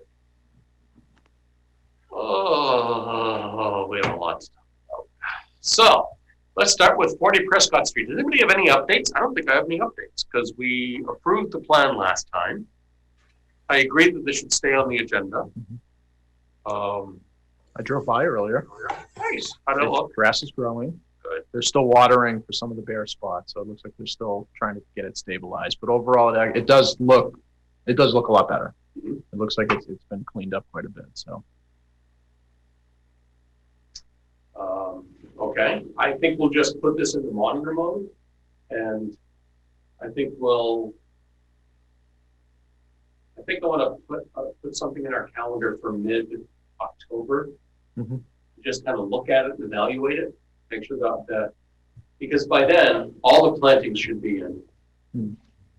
And in fact, aren't we supposed to get a planting plan? Or and I guess that was Yeah, he said he was gonna get back to us with what he was gonna put where. all right. So if we don't hear anything by October 1, Tamika, I want to send a follow-up letter to him that he owes us that. Sure thing. I remember him saying something about that the nurseries were really short right now on plantings. Yeah. Right, and so we didn't know exactly who was gonna put in, it's all based on, and that's fine. But by October, I maintain that he should know what the stock is. Because he's gotta plant it. If he doesn't plant by mid-October, it's not gonna stay. It's gonna die over the winter. Maybe late October, it depends on when it gets colder, but I maintain that by mid-October, we should know more than we know today for what that's planned to be.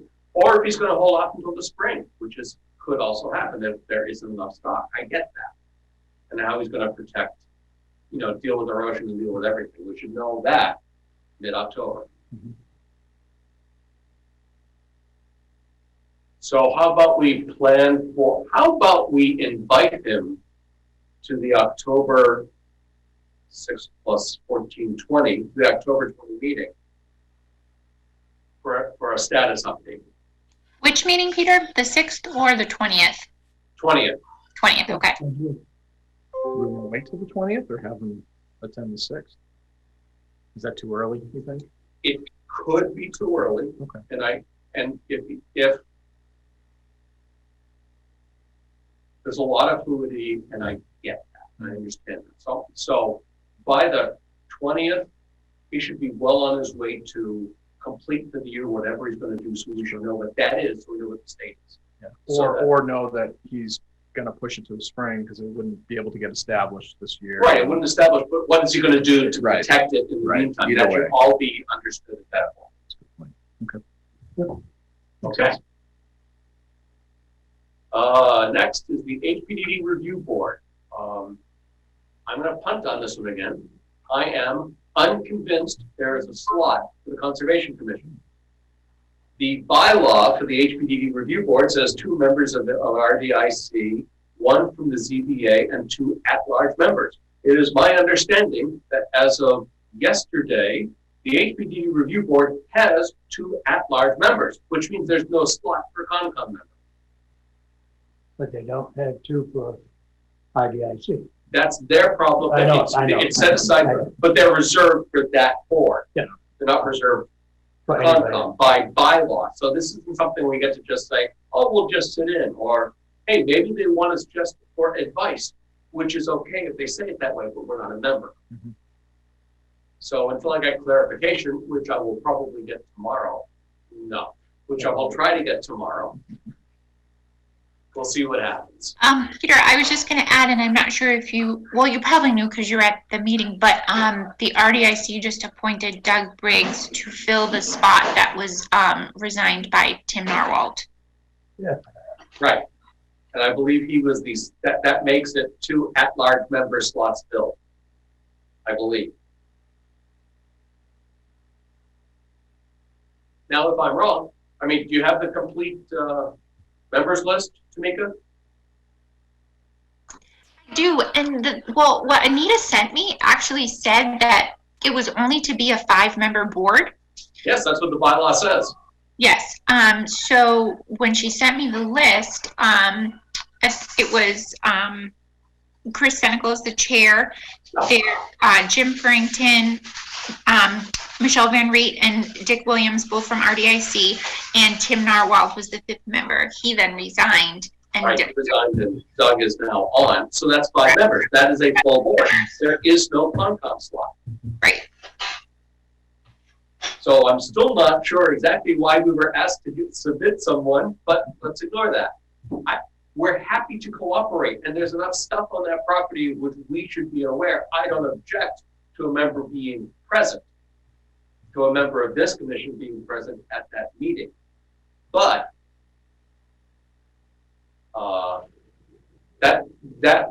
Concom cannot be a member of the HPDD review board, not as currently constituted. If anyone is interested in attending, they are having a meeting this Thursday evening at 6 p.m. Right. That is exactly the point that I was going to say. So if someone wants to attend, I have no problem with that. I have less than no problem. I would encourage us to be involved as much as we can. Knowing you're not going to be a member, you don't have to vote. You can't vote. You can be present and learn everything. I would assume the chair, Chris Huntington's a good guy. He's going to let you ask questions and take part in the meeting as a fundamentally a member of the public. But I think it cuts down on the possibility of there being substantial time involvement because it can't be a real member. So if someone would like to volunteer, I'd love to hear it. Yeah.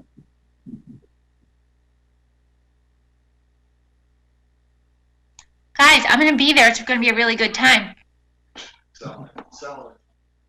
Come join me. Have fun, Tommy. It pointed out to me how many times you appear on people's Zoom meetings. Tamika's going to run this town before we know it. Oh my gosh, basically every one of them. Does it now.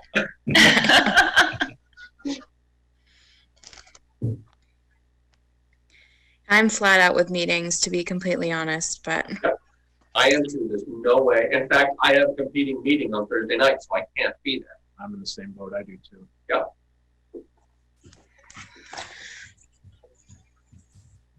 Bill is staying nicely silent. Good for him. All right. So we have no one who can step up now in any event. That's fine. We, the cable committee, are going to do our best to record that. And we'll see if it goes on TV, one problem at a time. Thank you very much. So, okay, moving on. 136 Maple Ave. We actually have another thing to put on here. I'll do it next. So, do we have a... I don't have any updates on that. I included in the drive the letter that I sent to the bank. That went out last week. You would assume I have not heard anything back, and I still have not heard back from the foresters. So we're kind of just in limbo at this point. Right. Okay. I'm actually going to throw on here the follow-up to 141 Glenwood. Is that the right address? 138, 141? I think it's 133. 133 to 141? Yeah, that sounds right. So I don't want to call it an update. I have now had 2 select board members tell me they have received communications from Mr. Hooper And I had to respond as late as today to one of them, saying, we are aware, it is our best understanding that the rail trail is owned by Wachusett Greenways, even though the assessor's map doesn't say that, but they are amenable to relocating and redirecting the water. That's pretty much my status. Do we have any other status updates from that? I think the only thing I can add to that, Peter, is it'll probably have to be in conjunction with DPW. Sure. Because the runoff is coming off of the road into a culvert that's running along the west side of Glenwood. Yes, right. And then comes under the rail trail. So it's technically, it is a DPW. Yes. Yeah. So it's going to be kind of a joint effort there. I mentioned Does the culvert start basically on Glenwood and follow Yes. along Glen? Okay, so It we're talking does. about redirecting the, for lack of a better word, northerly end point. Correct. It's more westward. Correct. Because right They now, have to keep that end on Glenwood to catch all that water. yeah, because right now it comes down the hill on the left side of Glenwood, the west side, comes down, and that culvert goes under the rail trail and pops out the other side and discharges into Mr. Hooper's property.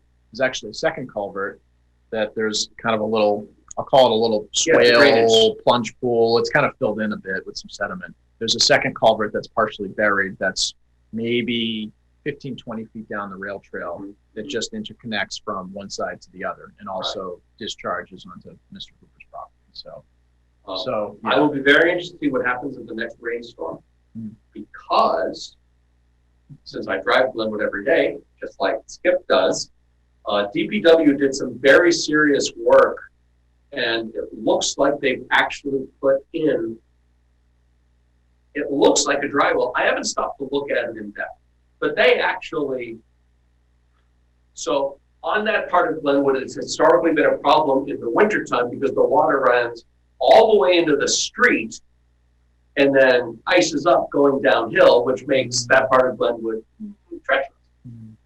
And so earlier this year and more recently a few weeks ago, they started working on the entire, I'll call it a swale in the culverts underneath the driveways until it came to one particular one. They dug it out and refreshed all of it. And then they put what looks like a dry well that it can all run down into before crossing over one of the driveways. It's still on a hill, but that might prevent some of the water getting all the way down to that culvert that's causing the problem for Mr. Hooper. Okay. We won't know until it really rains and when winter comes, sets in. It's also, I mean, I don't know if it's only deep enough to get into the culvert that there must be beneath that next driveway, or if it goes, or if it acts as a dry well. I just don't know. Okay. And I haven't talked to Gary about it. We've been talking about Who? Brice. Sorry. You're right. I have not talked to Gary about it, but I also haven't talked to Joe about it. So I think I had mentioned a lot of this at our last meeting, but just to kind of reiterate, I had met with Colleen Abrams from Wachusett Greenways. I mean, we met a while back. It was actually back in like January or February. Walked it. She was coming up with some ideas. Unfortunately, COVID hit, and then we kind of lost touch. So we both reconnected. We walked the rail trail on the site. This was, I think it was the week before our last meeting. So I want to say it was like the last week in August, sometime around then. And it just so happened that DPW was actually doing work on that culvert because under one of the couple houses up, under their driveway, a portion of the pipe had actually failed, I think it collapsed. So they were replacing it. So there happened to be some folks from DPW. We ended up talking to one of them.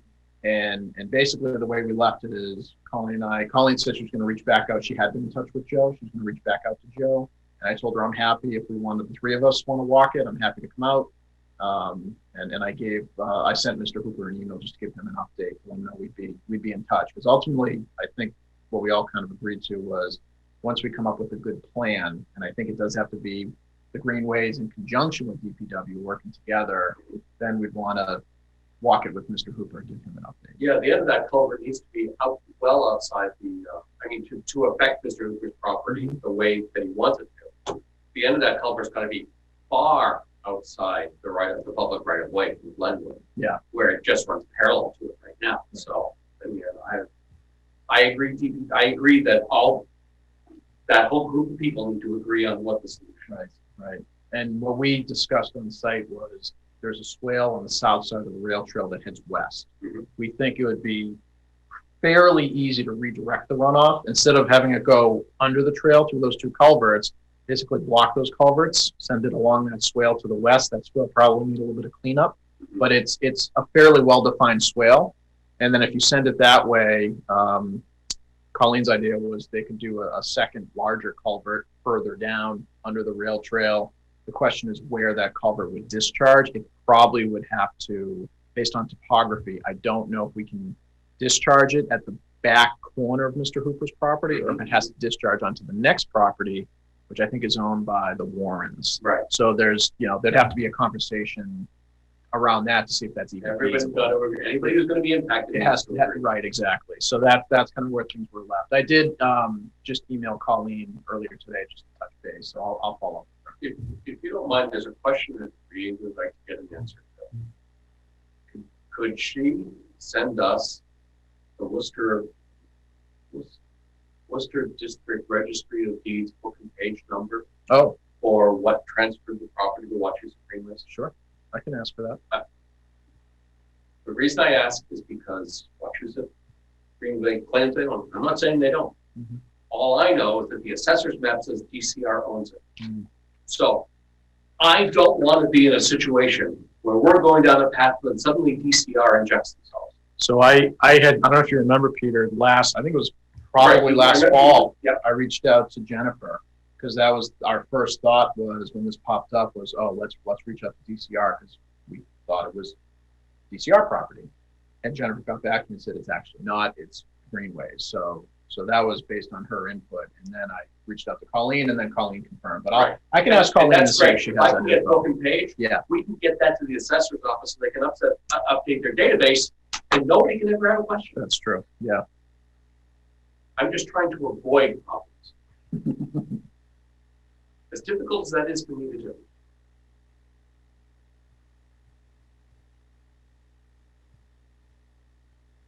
All right, I'm going to skip over 4. We'll come back to it.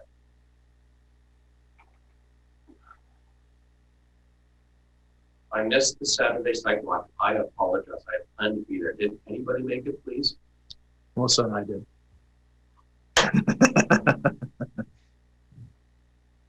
You missed it was very exciting. You missed a lot. Oh, I was sure it was going to be thrilling. No, it was good. We met with Mr. Benander and walked the site.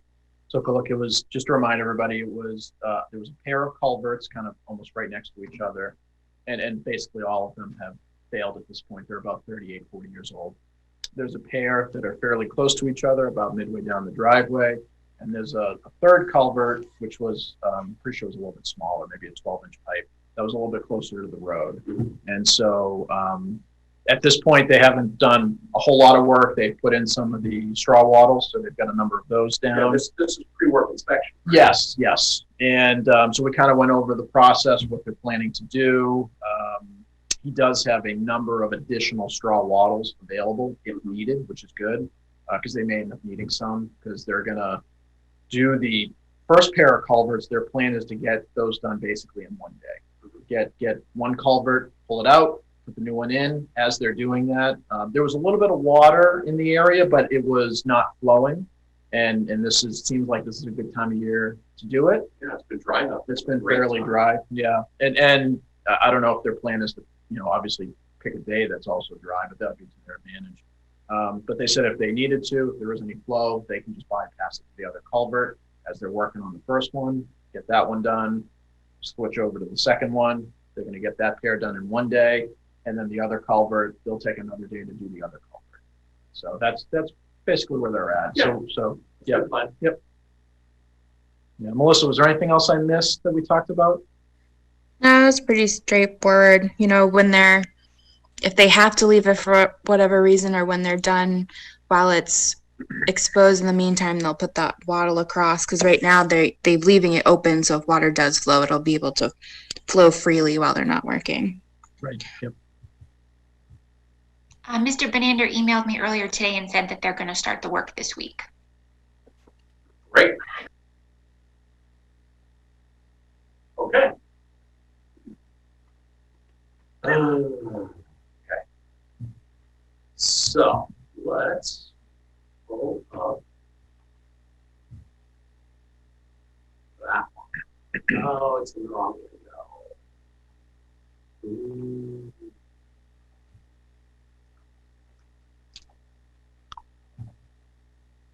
And I'm gonna get this. No. Yes. So I sent an email to Clee and to George Karitzi asking for a writable copy of this, and they never got back to me. So I spent last weekend typing this in. Well, not exactly. I, of course, started from the template, modified as the way that I believe that they did. And then I had my wife review it because she used to be in document control for a big corporation, and she found everything I did wrong. Except one, she missed one. And I did that, saved it, and I have now now I've started to edit based upon our discussions last time. There is one thing I haven't found how to edit in here. In fact, there are probably two things that I need to edit out. I think about it, but let's just go through. Remember how wonderful and dry this. Here, let me get this out of the way so everybody can see the colors. Here. So a lot of this is going to be identical to the way that it was. It's still the same thing. The purpose is the same. I haven't gone through and done all the punctuation changes that need to be put in, but a lot of this again is going to be the same. So I think the only, in fact, there's no I think. I did not add the one about wildlife habitat because I couldn't find any special wildlife habitat. I mean, it's not a large enough region to attract attention for that. So the only one thing I added was consistency with our open space and recreation plan goals of preserving the existing character of Rutland and preserve farmlands, wetlands, and wildlife habitats. Now, since I'm intimately familiar with the open space and recreation plan, having typed nearly every word, I know the words that I omitted with that ellipsis when it talks about prime farmland, wetlands, and wildlife. This is not a farmland at all, and it's not a prime wetland, but it is wetland. And there's some wildlife habitat. So I don't feel too badly about putting this one.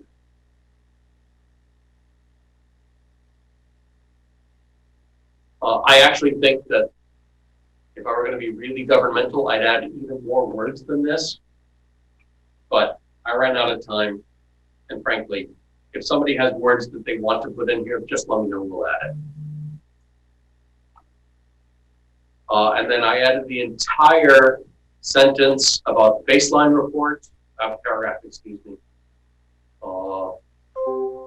straight out of the template.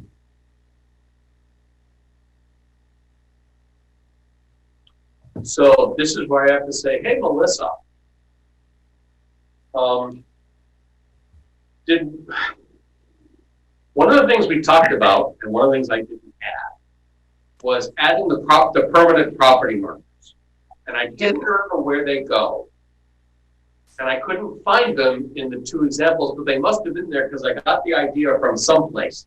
Do you remember which CR would have referenced permanent property markers? None of them might have. I think I was talking about it from the one that I didn't give you because that was the one that was 80 pages. I would swear I read the words permanently marked. Yeah, I could be wrong. I've imagined many things in my head.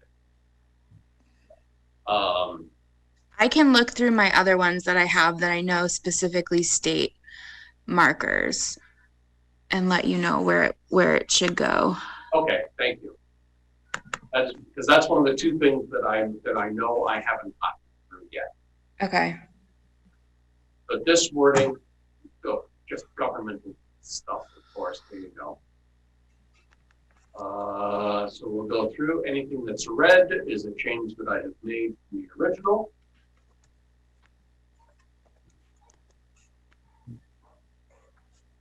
Things like, no, actually, that's the right one. So the mixing of semicolons, periods, and commas, I will straighten out before I submit it. I'll also do a reflow to make sure that headers are with their text and things like that. I'm just anal retentive about stuff like that. So in vegetation management, and I'm wondering if if as documented in the baseline report belongs to any of these others. But I'm not sure that it does, because non-native nuisance species is fine. Composting, there's no need to talk about. Yes? Peter, I just noticed one thing under the very first paragraph, under B, and then it starts, the grantor reserves the right, blah, blah, blah. I have one thing in my notes from our discussion last time. So after written approval, that was the second thing that I knew I missed. At the very end of that sentence, so do not impair the conservation values or purposes of this conservation restriction and are reviewed and approved by the grantee, parentheses, Conservation Commission.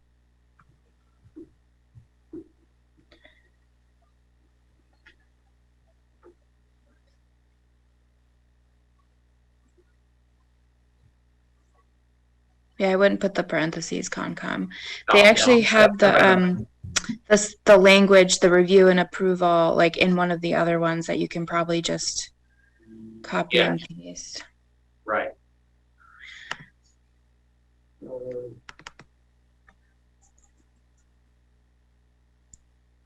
as we see it, I thought we talked about deleting the composting section.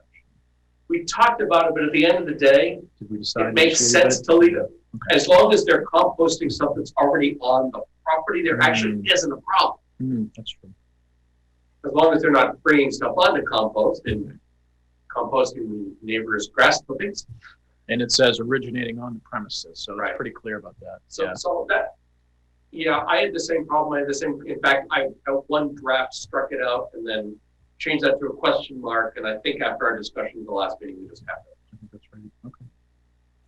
So I think the common phrase is with prior approval by the grantee.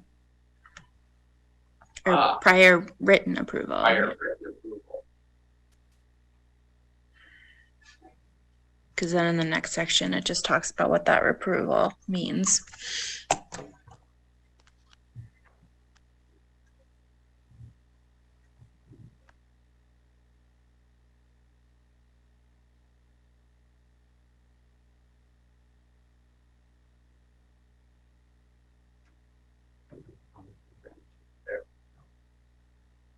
Or even better yet, how's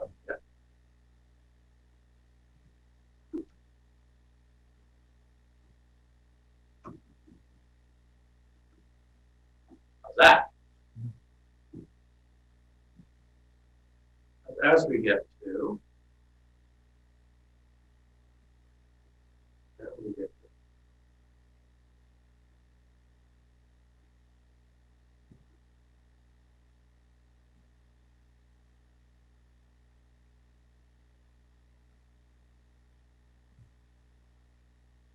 I actually nearly struck this one, but it was in the original soil.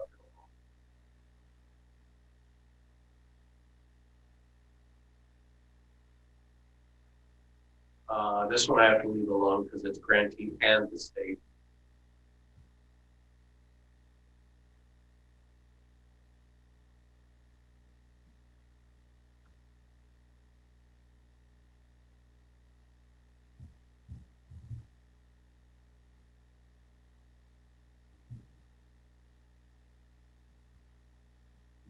Forestry and cutting. I will. All right, let's bring up the other one for a second.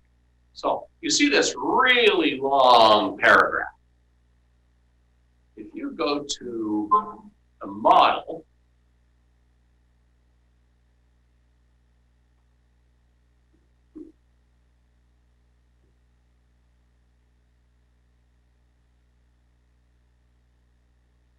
I'm sure I can spell forestry. Thank you.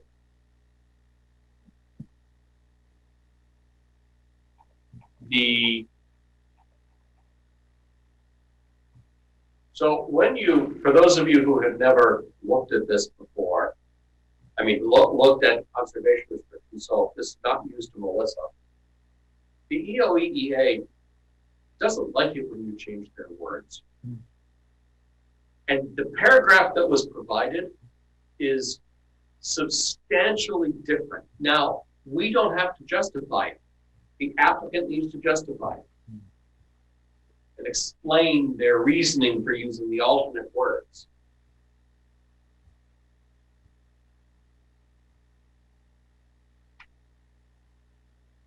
So Peter, this is the template. This is the template version. Which is 2 long paragraphs. Yes. And their conservation restriction document has 1 paragraph. There's 1 pretty long paragraph. Long, yeah. But this calls out a specific edition of a manual. And that says, of course, maybe, you know, maybe modified later, but still. So,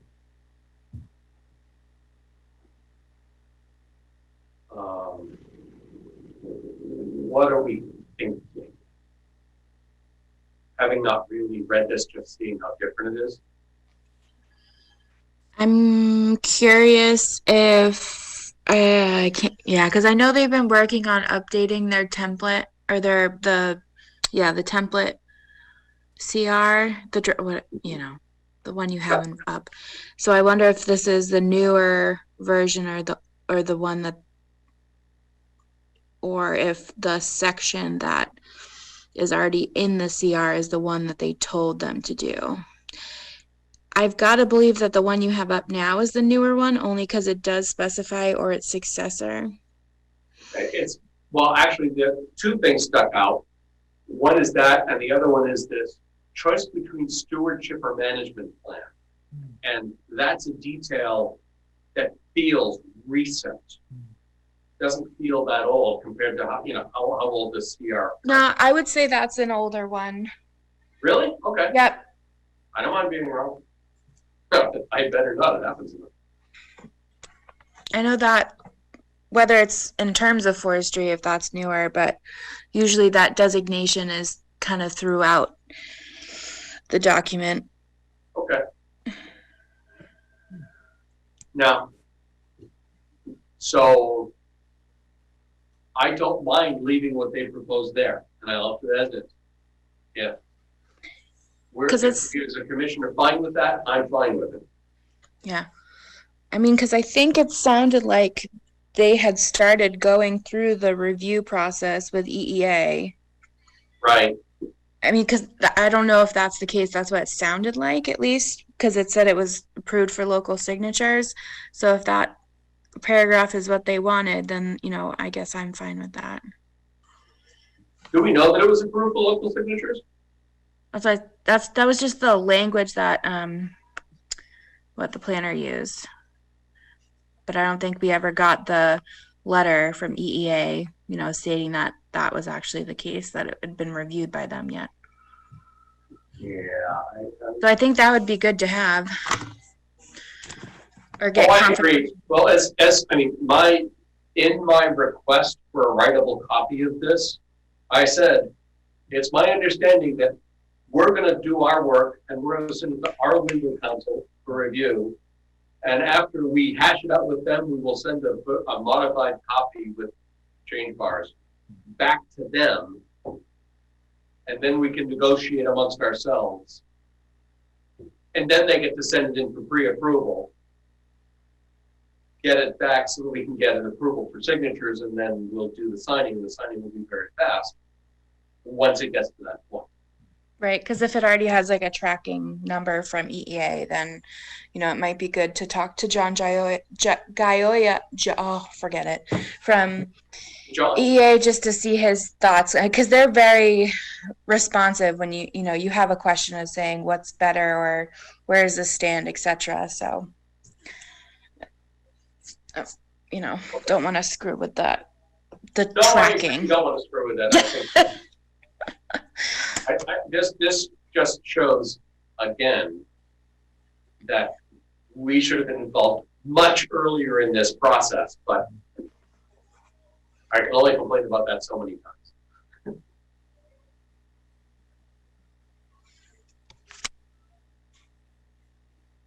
But I think planning board gets it now.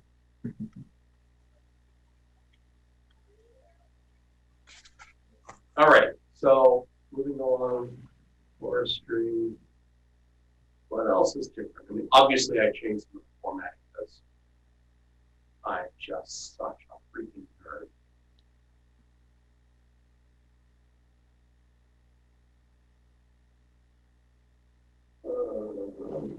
There are a few more changes, but not a lot.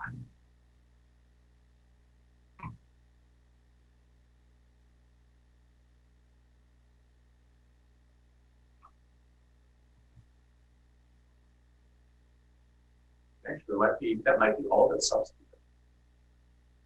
I just don't remember.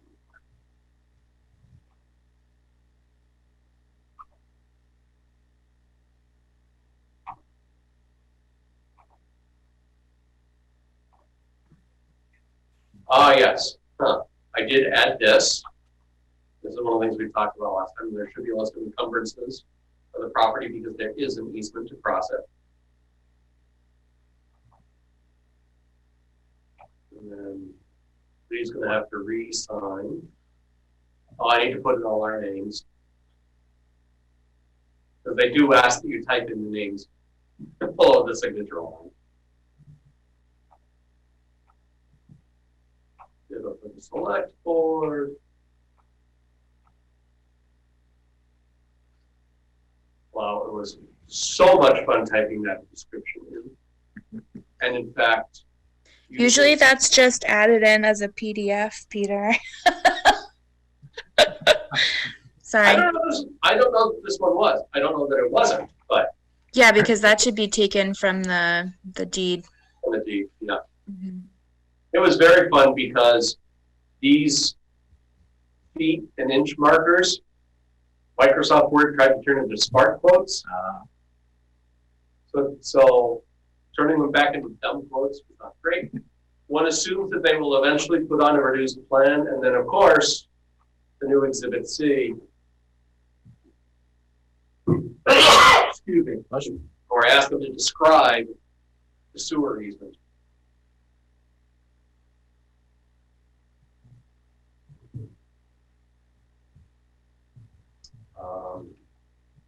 So then it sounds like the only thing that we're missing is figuring out where to put in permanent markers. And also under the grantee on the very, very first page, make sure you add Concom and the top header.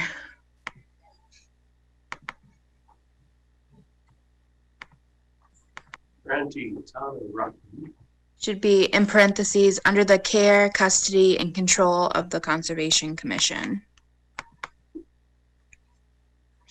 Or acting by and through its Conservation Commission.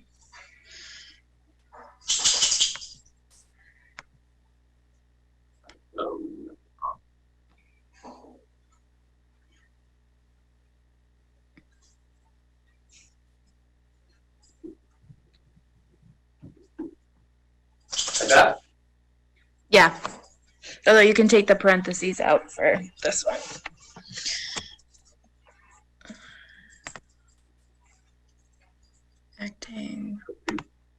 Acting by and through. I just double checked. I love this legal jargon.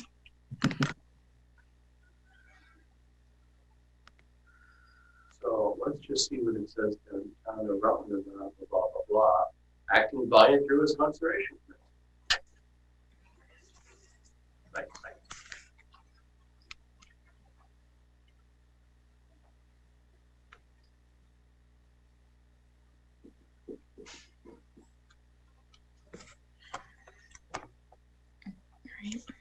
So, Melissa will send me something about permanent markers. I'll find a way to integrate.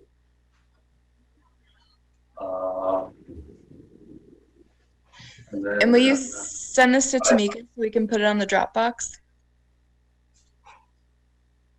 Yes, absolutely. I will put it. I will send it to me. In fact, I will send it to Tamika and to everyone here. And then I'm just trying to decide if I need a motion to send this out legal to town council for review. Or do we want to look through it, I guess? Well, okay. Individually. Now, then it can't be done until early October. That's okay. Because then our next meeting is October 6th. That's fine. I don't have a problem if people want to wait and see the final version. I'm okay with that. So then that sounds like the right plan. So for the next meeting, I'll have what I believe to be the final additions or the final edits to this document made for us to send to legal for review. And that there's so much there's enough standard language, there's enough unstandard language. I don't know what they're going to do with it.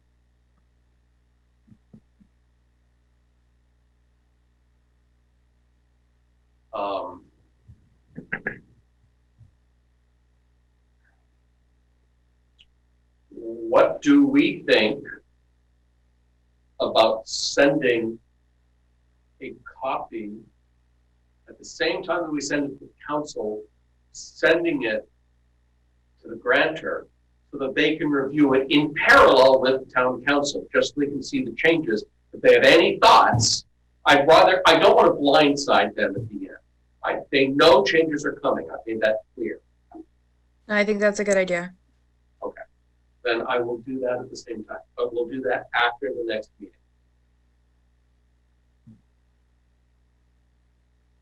Anything else in the conservation district?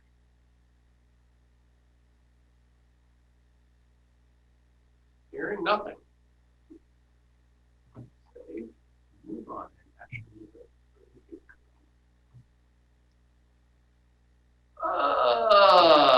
Brice Lemon Estates. It's our favorite estates in the whole town.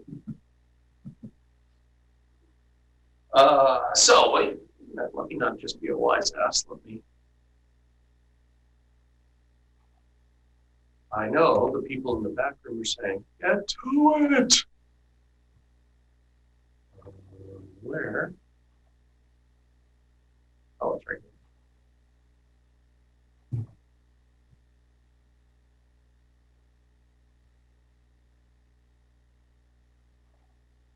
Let's start. Oh, okay. All right.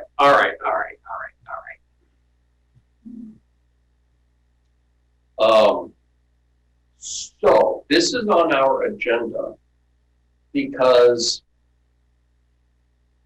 I'm present at too damn many meetings. And so I was present at the last planning board meeting where they were discussing a number of the issues that have been occurring on Brice Lemon Estates, specifically around, and I sort of had to not stay silent when they started talking about stormwater management and runoff, because that is, asterisk, a Conservation Commission jurisdictional issue. Now there's an asterisk there because DEP owns it for the infrastructural piece because of the, here comes George's line.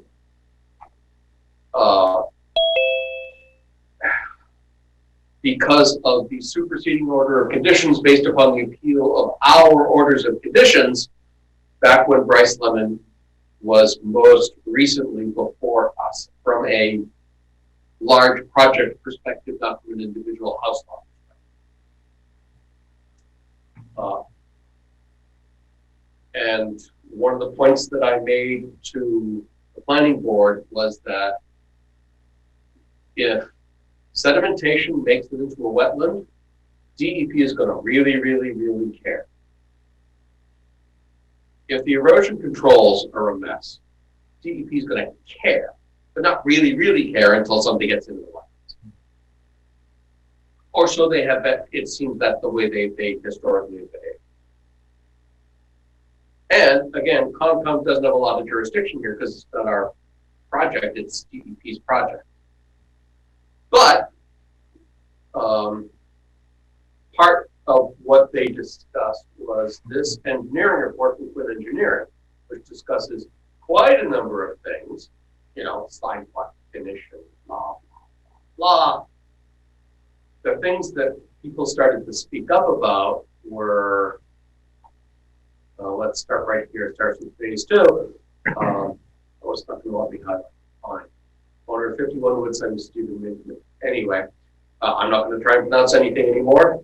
Runoff issues the rear of here, his house, and then I remembered at an intersection on Oakley Drive, I remembered that we had an issue before us, someplace else on Woodside that had water running down and stopped getting into the wetlands, and so they, what was the, they didn't regrade the road, they shimmed the road. That's what they did.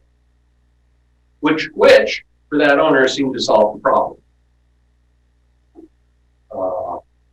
There's erosion observed at the back of concrete color of estimation 24, whichever one that is. Oh, must be near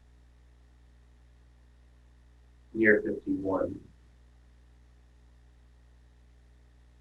And again, once the finish payment is in, it is not expected to continue. But if it's happening and it's getting too close to wetlands, we need to be aware.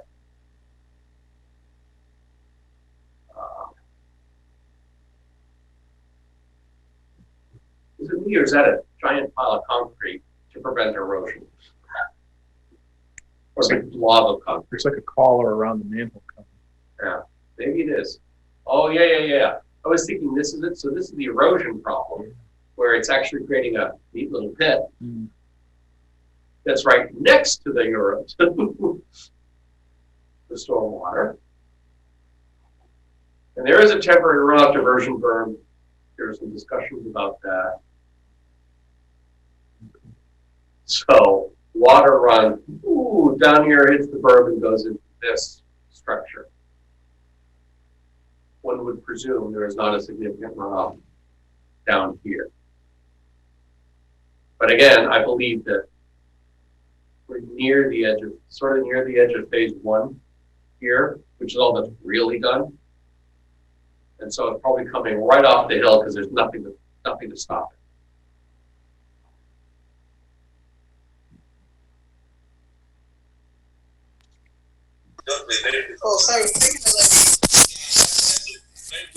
I don't know, please. Is residents allowed to make contributions to this meeting? This is my first time on the meeting. When I call on the public, yes, today, but not until. Okay. All right.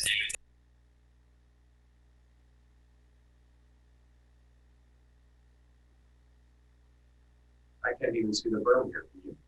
Barely. It's kind of cutting diagonally. Oh, okay. All right.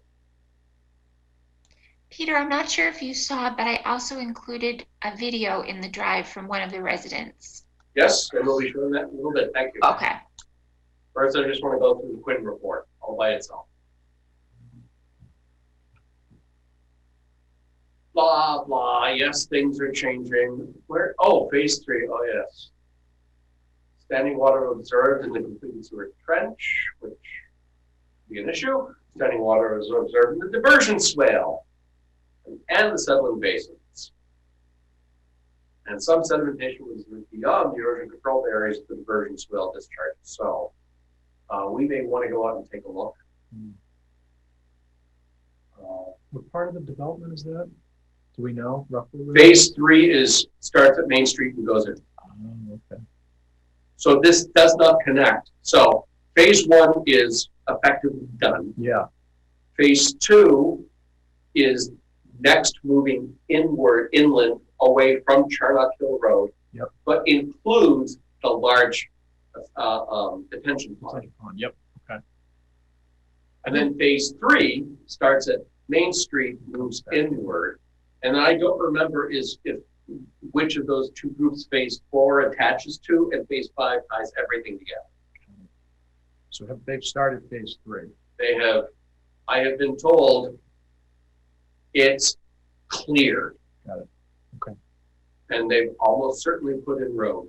And, at least, I don't know that they paved, but they've certainly built the roadway, and they may have started the sewer infrastructure and maybe the water. I don't know that. I haven't been on. But based on these 3 items, I'm thinking we should take a look ourselves and probably have a conversation with their DEP guy. Right? I have been told the DEP guy shows up every week, but I don't know anything. That's what I've been told. I don't know anything.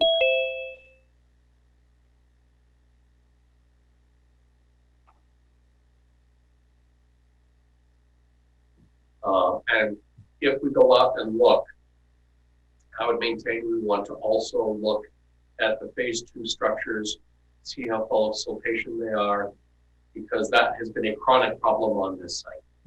And with the rains that we've gotten in the last couple of months, when it was raining, it rained hard. And so I just want to make sure that we're sure that the stormwater structures, well, not just the structures, but all the swales will allow a free flow of water up until it pools in the detention pond. And again, it's their, it is our place to raise concerns. It is their place to decide what to do about it. Or that's my understanding.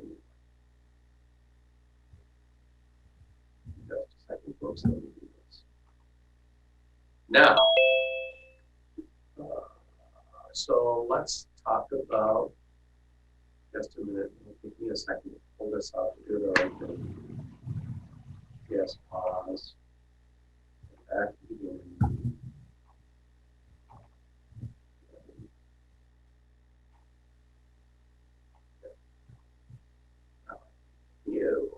So that everybody can see the video. And as you may have noticed from the sound, yes, it's raining right now, which is a great time to see waterfall.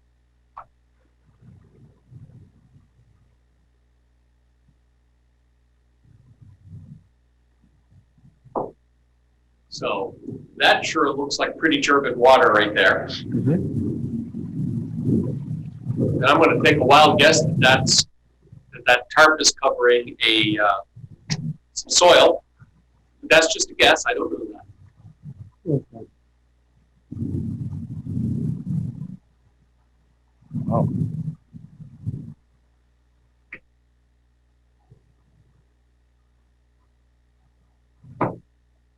Do we know what's behind that berm? Is it a basin? Some sort of detention basin? I have my doubts it's a detention basin, but I don't really know that. Okay. Okay. So this shows what appears to be siltation getting into the roadway. Because it's clearly here. We don't know which house this is at, do we? It's 73 Woodside Ave. That's 73. Okay. Thank you, Tamika. Everything's one we visited, right? Yeah, yeah, I think so. It's one of the ones near the beginning. Comment? This is Sean. Just a second, hold on. Guys, that's actually 49 Woodside. Oh, I apologize, Sean. That was my error. Okay, so this, I was just trying to place it exactly, but that's fine. So this is, hold on. This is 49 Woodside, you say? That's correct. Lot 39, 49 Woodside. Yes, that's correct. Okay, clearly an old overhead, and that's fine. I want to throw up here. Contour map, which is still going to be out of date, but so if this is Woodside, we must have been looking up in this direction. So is the berm all the way back here? It's somewhere back there. Because the berm was on the backside, and Right. then the camera turned, and you were looking at the road. I don't have a more recent photo. No, I don't. I'm wondering.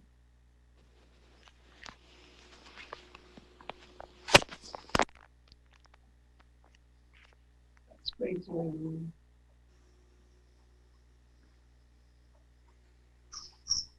All it is, I follow the roads.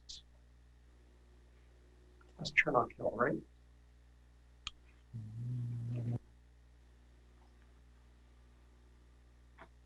No, it's not. It's Whitehall.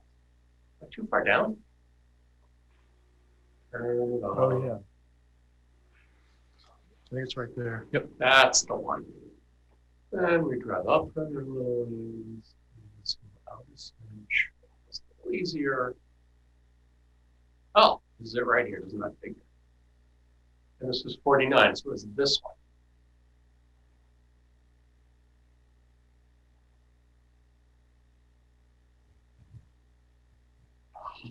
Darn it, those show the place for the house.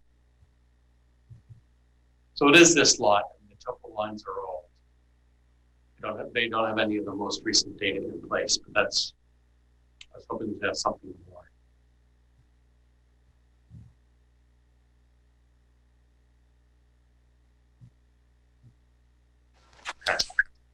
Guys, it actually splits 49 Woodside and 51 Woodside.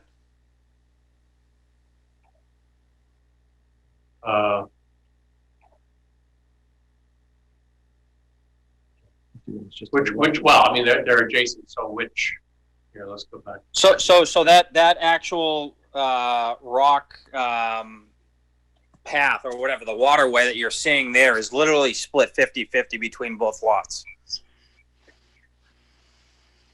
So it literally runs adjacent to, I mean, the property line is right down the middle. I see. Of the path. So the driveway, the edge of the driveway is effectively the edge of the property.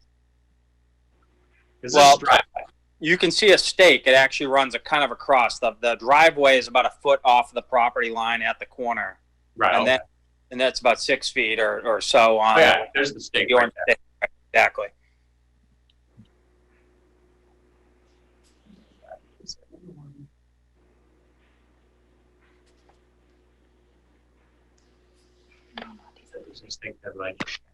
All right. So in any event, so this is well behind the house.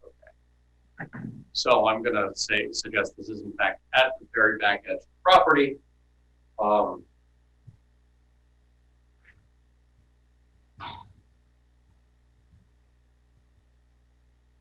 this goes back to what I was saying before about we should probably just do an investigative walk, just to see. Because I agree, this is all coming down. We may want to get some property owners permission to stand up here. Yeah, I'd be curious to see what's behind there, because it's got to be right. Well, that's one of the reasons I pulled up. Continuation of a swale or something. The water's getting channelized at that point. Right. So I mean, 49's here, so it's the top of Lemon Circle. Peter, just to give you guys a little insight to what's on top of that berm. Yeah. That rocky culvert that you see that was in that video, that's a big U shape that goes up all the way around the top of Oakley and down the other side. And it's all gravel. It's a kind of a catch. It's all riprap. It is a drainage swale, a stormwater swale. Yeah, and it goes all the way around the top of Oakley. And that mulchy area you see was never there, so you won't see it on a contour map. That was a gradual slope all the way up. And about 6-8 months ago, they started to build that up. And so that was a gradual slope off that driveway all the way up. Then they put in that and put a house at number 4 Oakley. And that house was built probably 20 feet up from where it was originally.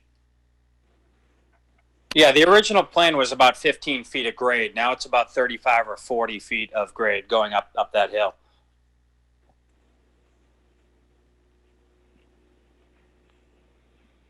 Mr. Aiken, you actually tried to inject earlier, and since we're starting to let people in, please, any information or questions you have.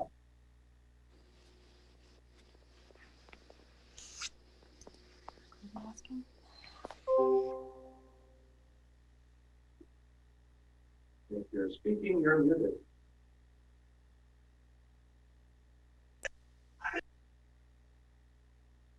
No? Okay. So, yep. We'll take a look and see how it looks like stuff is flowing and where the sediment is ending up, because that's going to end up being the most important question to us and the DEP. I had to guess, Peter, I don't know the drainage plans offhand, but if this is coming down to Woodside, heading down Woodside, probably getting picked up by a catch basin, it's probably ending up in that detention basin, right? It may or may not make it that far. It depends on how cold the detention basins are. Yeah. As we know,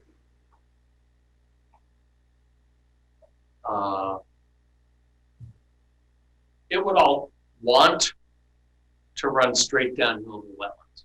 Hmm. And we know there's, I mean, this whole section, where is, because there's this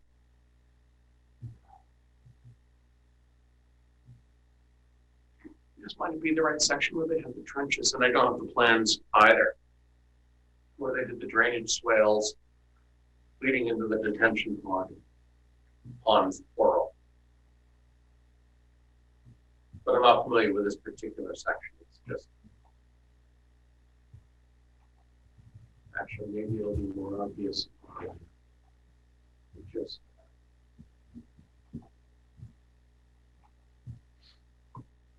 come on. Oh yeah. Yeah. This is the big detention pond. Looks like about the same color. Yeah, doesn't it though? And this is the swale that's supposed to collect a ton of water. And these are where the houses were that we looked at the lots. Yes. We doing a sidewalk in this region. I don't think it was this far over. It's probably this one. I think it was, wasn't it the 2 lots in the back? Yes, it was. Like this one, Yeah. and this one. Yeah, that's right. I don't think this one was as close to that, but that could be just me misremembering. Nothing unusual about that either. So, man, this view really makes it obvious where the water's supposed to go. And more interestingly, if I take it back, right, so all of this is where it comes downhill and is intended to collect all this, at least during construction. I'm not sure if it's intended to be this way at the end, but I need to look at the plan and see. All right, so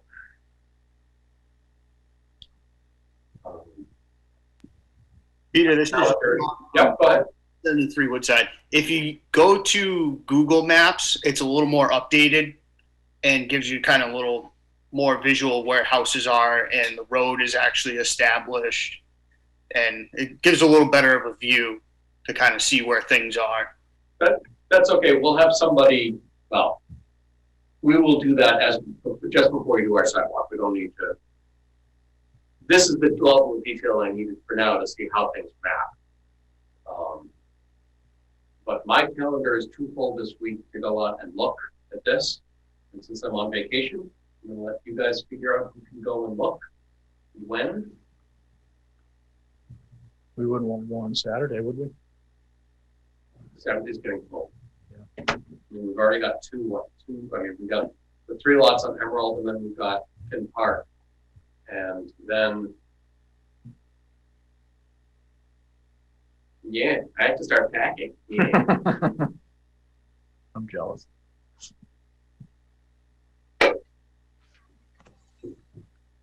So, If Peter, if you don't mind people going out without you, Jared, I don't mind going afterwards if you want to head over there after the other 2 on Saturday. I never object to people going without. My calendar is mine. I mean, my schedule is stuff we all have to deal with our schedules. So.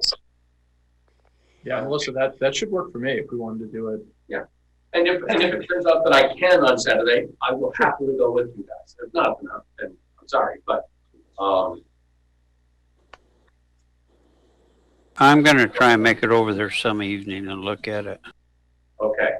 So for Saturday, do you guys want to meet with some of the residents, especially somebody who filmed this, so you can get a better context, or would you rather not? I mean, it's up to you guys. We would love to meet with you guys. I would say that definitely doesn't hurt. Okay. Yeah. In particular, if we are going to go on anybody's private property, Well, we would want to get their permission beforehand anyway. So. Yes, that is correct. I would recommend. You have my permission. It's 49 Woodside Ave, lot 39. You have my permission, lot number 57, Woodside. Lot 40R, 51 Woodside. You have my permission as well. Thank you, guys. Anyone who goes will also ring doorbells first to let you know that we're there. So, and if there's anyone else, I mean, some of you have dealt with us before, some of you this is your first time. We're fairly open with meeting. We try to be open with meeting with people. We just try not to kill ourselves with time. But we want to understand so we can give DEP whatever heads up they need, we think they need. Okay? Are there any other comments anyone would like to make about this? Yeah, Or I'll just have. that you have? Yep, I'll have a comment. So the erosion issue stretches all the way into phase 1. Our property is the last on phase 1, and we are 57.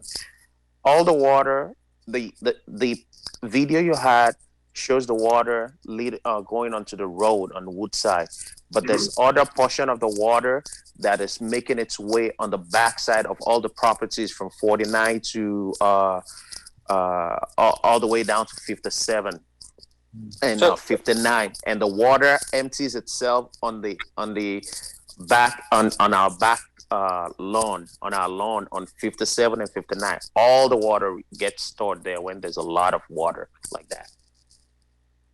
So D, this is Steve Maintainus, lot 51 Woodside Ave. Yeah. Obviously the issue really goes through George's and my property. George's is the property right to the left, 49 Woodside.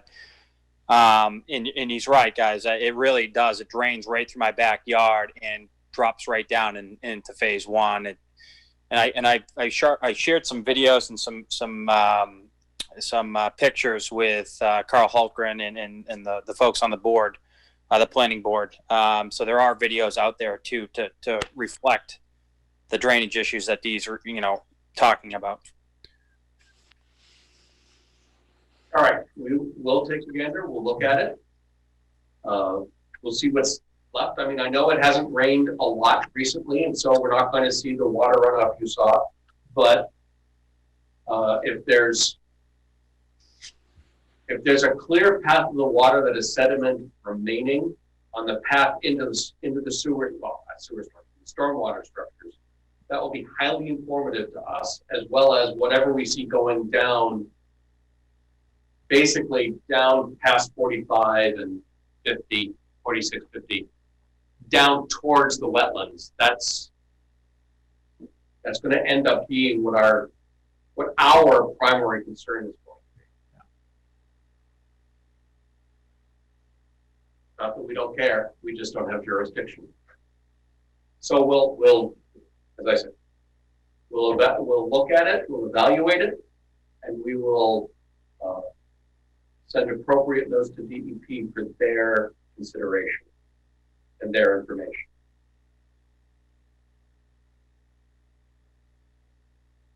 Okay? Anything else?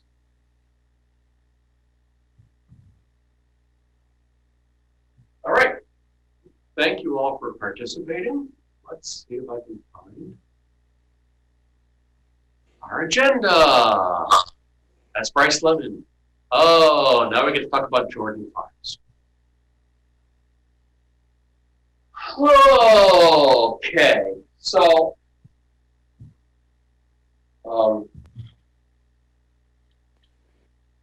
Corinne and Rebecca, if you're listening, you think the last one was painful? I had a story to tell. As far as the town is concerned, the story starts about 2014. It's actually was going on longer than that. And to understand it, we have to talk a little bit about how the DEP classifies soils and the stuff that's in the soils. There is this natural condition of the soil, which varies from place to place. My great example, Rutland. A lot of Rutland is a vein of arsenic running right through it. So the fact that our soils have arsenic is not remotely surprising. Let me go to Boston for a second, where there have historically been some significant fires that have caused a fair amount of arsenic in the soils in Boston, along with, don't get me wrong, a lot of other stuff. The DEP keeps a list of materials that it can test for in the soils, and those are called OHM, oil and other hazardous materials. And it includes, sure, oil as a separate entity, and arsenic, and tellurium, and chromium, and all the elements that go into PCBs and PCBs themselves, all the stuff that gets put into the soils over time because people are using the land and they dump stuff in or they don't care or whatever. If the quantity of these materials is over a specific limit, and that limit is called RCS1, residential something, level 1, if it's below that level, but still noticeable, it's governed by this piece of DEP regulation called the Massachusetts Contingency Plan.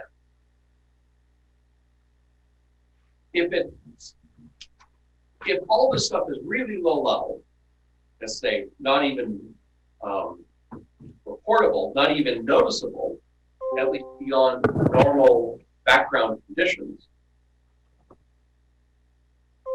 then it's considered what I call ordinary dirt. But as soon as you get above the measurement levels and above background, what normal background stuff, then it becomes what we like to call dirty dirt. How can you tell if dirt is dirty or not?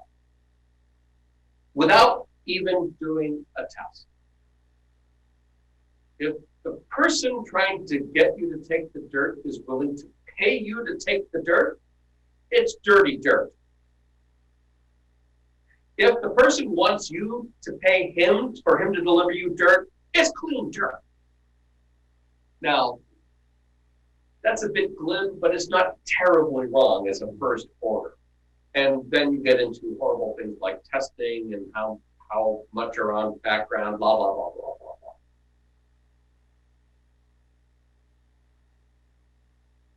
In the early 2010s, Jordan Farms decided to import a bunch of this soil. People noticed all the trucks every single day flowing in Jordan Farms with stuff and eventually it was determined that this is not clean dirt, it's dirty dirt. And there have been questions about how dirty it is. The town does not, because of the Massachusetts contingency plan, it is legal to transport this stuff without any regulation at all. And the town has not had and does not yet have any regulation or bylaw to regulate the movement of this kind of dirt. The Earthworks Board is working on it. It will be done, quote unquote, soon. But in 2015, two things happened together, actually. One is that the DEP took notice and actually fined Jordan Farms for some of its, or LEM, Lighthouse Environmental Management, LEM, who are the people trucking it in. Well, the company responsible for it, hiring the rigs and all of that.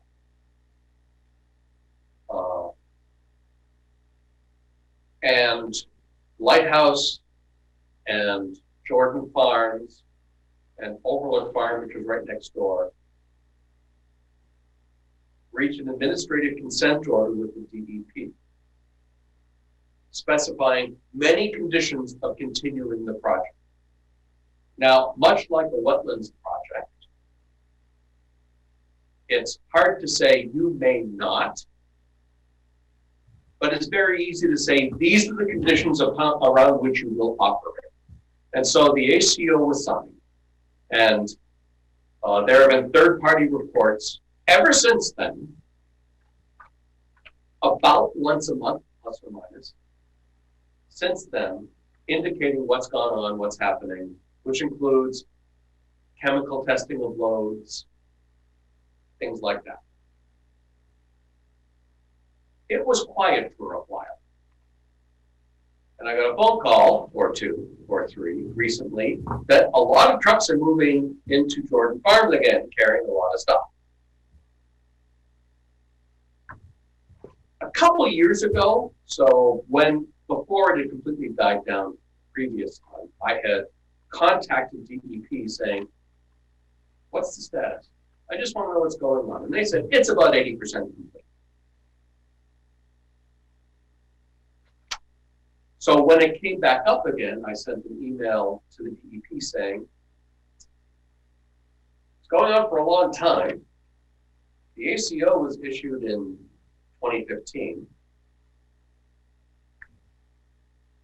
Elements of the ACO suggest that it was not that the project was not anticipated to go for this long. For example, the Conservation Commission did an RDA for the wetlands on Jordan Farm in 2013. And how long are RDAs good for? As usual, 3 years.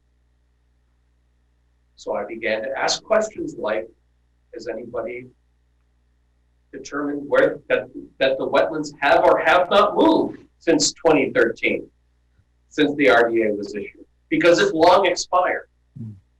And there is some monitoring that that Lighthouse was supposed to do of water flowing into Worcester's water supply, but they only needed to test it for about a year. So it sounded to me like this was not intended to run this long, and so I started, and that was the basis for the question that I asked. Like, look, I'm getting asked questions, I need answers to questions to be able to answer them. And he suggested a site walk. I said, that sounds like a great idea. So you all should have gotten an email inviting you to the site walk yesterday at Jordan Farms to walk through the conditions that things are in right now. Well, now let me find that directory. There we go. How many pictures I took? Oh, I only took 31 pictures yesterday. No. All right. Actually, before I actually show the pictures, let's give you a little context. Let's go over here.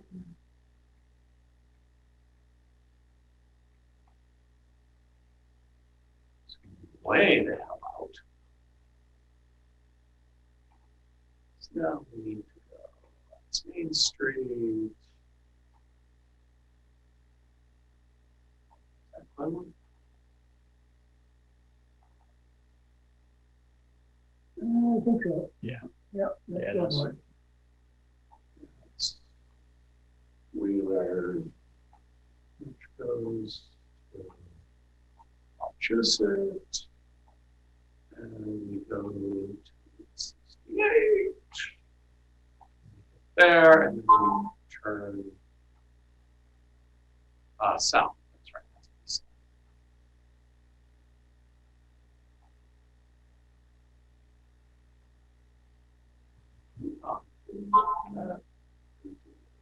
yes.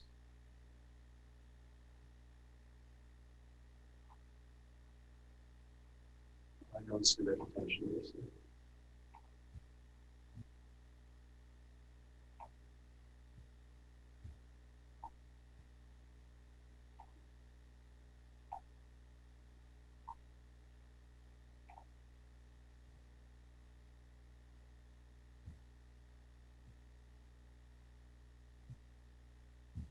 Overlook.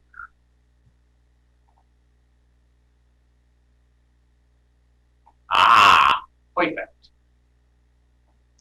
So, trucks come either up or down, go to Wachusett, come into Overlook Road, and right here, there's a truck scale where they get weighed before they dump their loads in this area up here.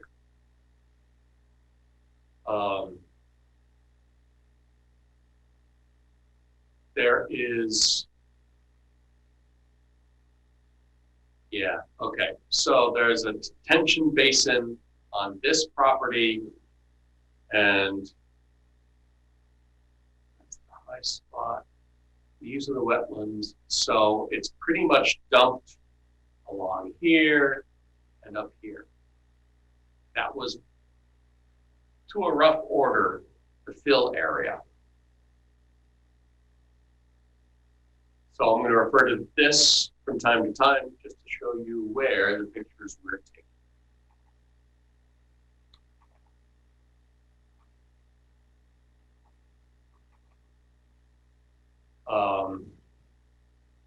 Actually, this, yeah, okay.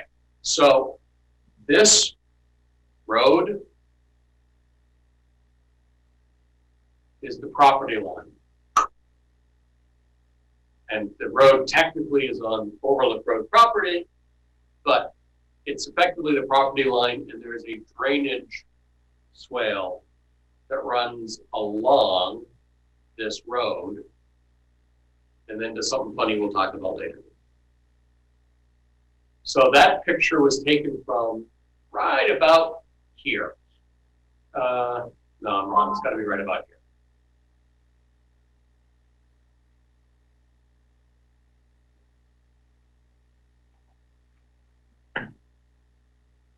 Thing, just a little closer. There are 3 monitoring wells on this site. This one, there's 1 upland and 2 downland, if you will.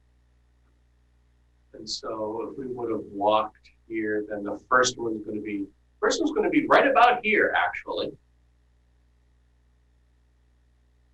So they monitor the well. The third-party LSP, licensed site professional, does, takes water samples when there's water in there.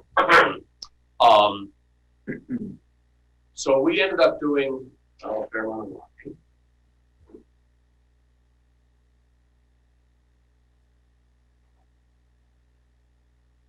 Okay, so now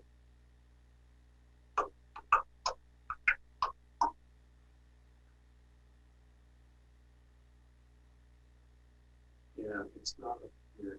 I must be located not quite correctly on this map. Because it really all had to be here. The first site has to be up here.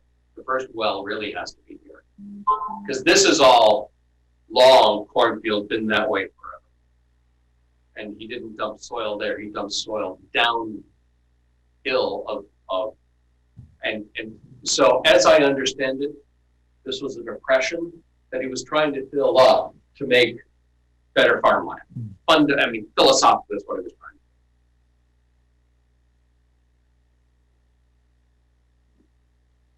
do. Yeah, because I'm pretty sure these next set of pictures are from right here.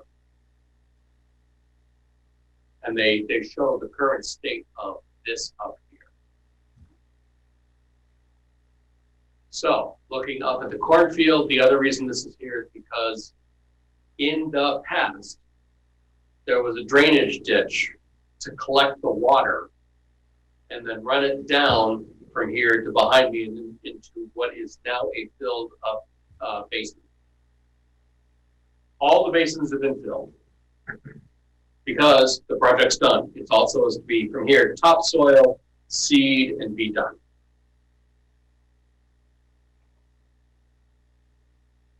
So from this picture, it's pretty much turned 90 degrees to the left.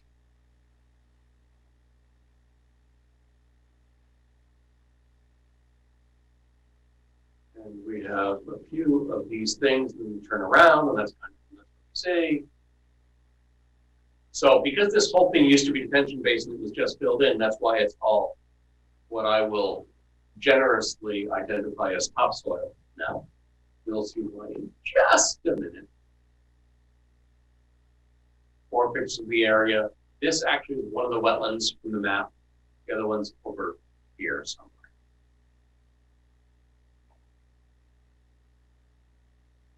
Yeah, nice tracks, done well. Huh. Why does topsoil have wood, strips, and plastic? And I don't see metal or glass in this picture, but trust me, it's there. And shoes. Oh yeah. Any cars? And I don't want to guess what's below this level, but it has been represented as topsoil. It has been accepted by the farmer, by Randy, delivered by Lighthouse. And because he accepted it, DEP doesn't have any jurisdiction here. We don't have any jurisdiction here. So this is going to be growing grass soon.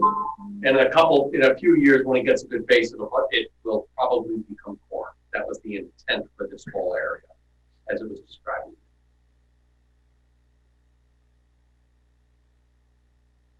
So, I mean, it is topsoil, it's nice and level. They did a nice job of laying the tracks when the third-party inspector said, run your big rigs up the hill to set the tracks so that the water doesn't run quite so fast. So they did a nice job on this one. Not so much on others, but they'll correct it, honest. Actually, that's unfair because they are being monitored, so I have faith that they'll do what they're supposed to do. This is the other wetland, and unless I'm mistaken, that is well number 2.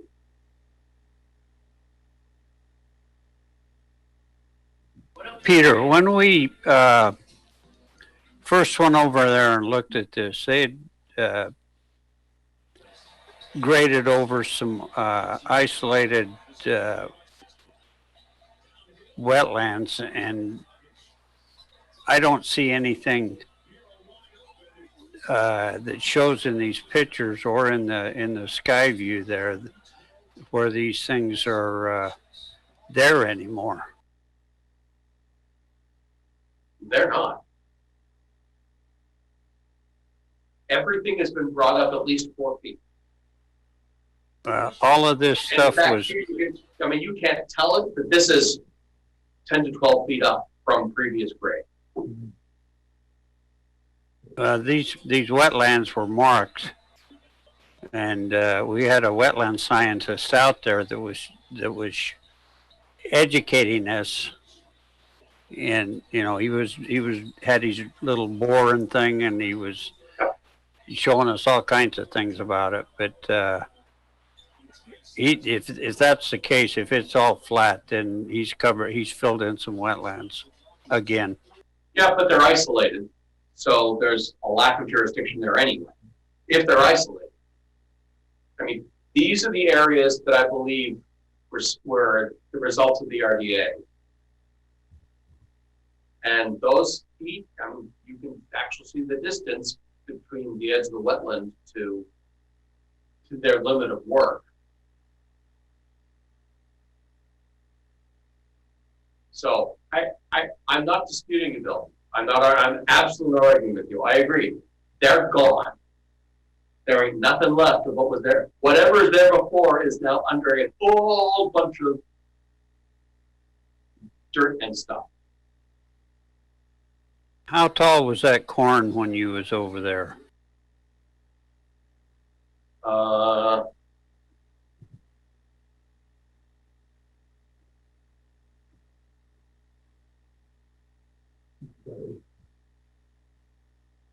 4.5, 5 feet, I'd guess.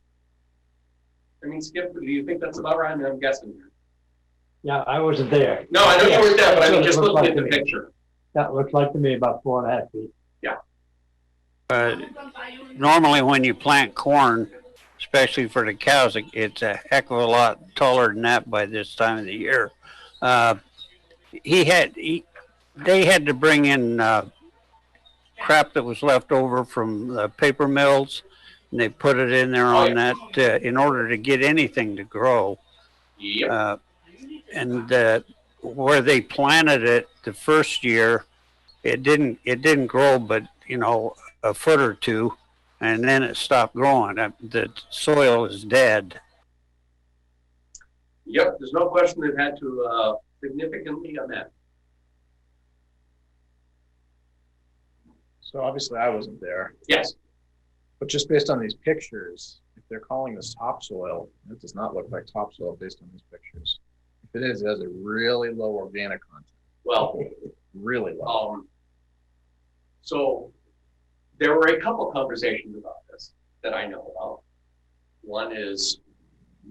I'm not going to name names because it would be inappropriate. But one person said, man, it sure looks like they manufactured it. And I asked how they manufacture it. Oh, they just take a little from here and a little from there, and they mix it all together and throw in some compost.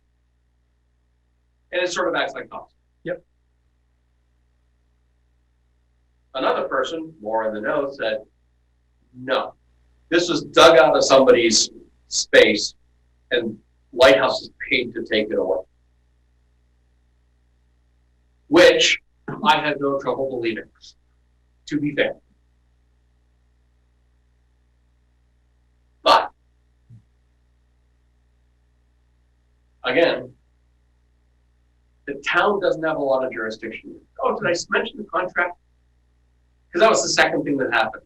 Along with the ACO that LEM and Jordan and Williams all signed with the DEP, the second thing that happened about the same time was they signed a contract with the town, which doesn't do a lot more than the ACO does, other than they have to send us weight slips. And from the weight slips, we bill them 10 cents a ton. So the town is actually getting an itty bitty amount of money.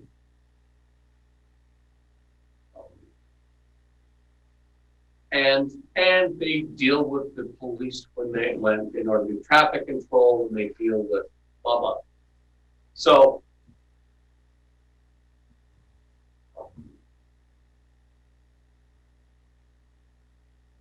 the town doesn't have a direct course of action no matter what.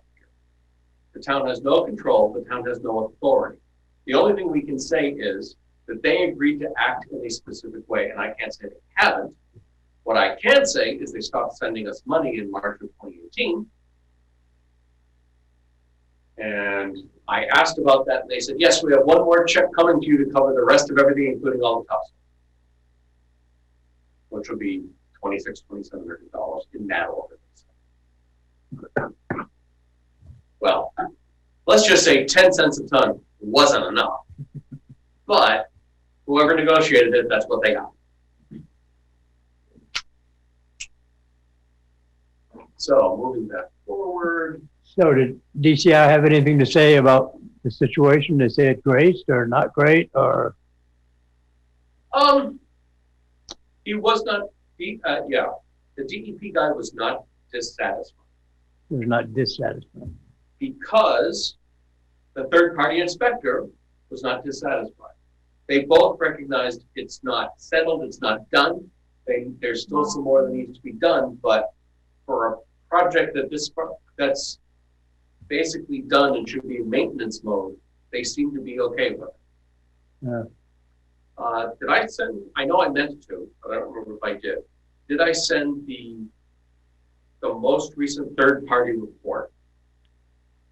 I would have sent it yesterday because that's when I got it. Yeah, you did. I did. Did I send it to everybody? Because Jared's shaking his head. Maybe I missed it. Oh, I might have only sent it to people who. Oh wait, I might be thinking of Brice Lemon. Never mind. I think I lied. You did send it, Peter. I haven't. You have it. Okay, good. Because I know I wanted to send it to everybody because that's the kind of reports that this guy does every month. Now, he did say he didn't do soil elevation levels this time because they haven't done anything since for a year. So he didn't take the actual measurements, but that'll be happening pretty soon since they're topping it. And the worst reports to read are the chemical analysis reports. Oh my God. But that's not good. I think I have a couple more. Before. That's what it is. Down. Okay. So as we moved, let's go back to the picture. So we were over here. Actually, we were really over here. We moved to, so this is where the basin was, as near as I can tell. So this whole region is done and grassed over. They've already seeded, and it's taken, I mean, it's not clear when they seeded, and it's not great, but it's not horrible. I see lots of great bare patches and lots of stuff growing.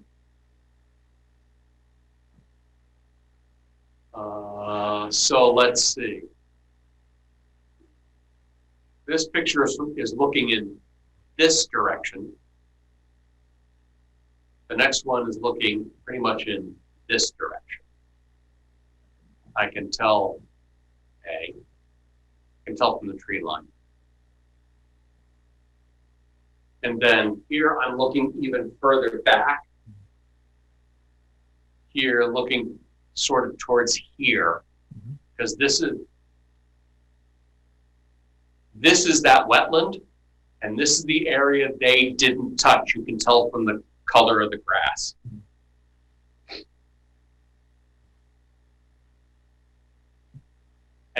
And from here on up is all their fill with varying degrees of how well the grass took or the seed took.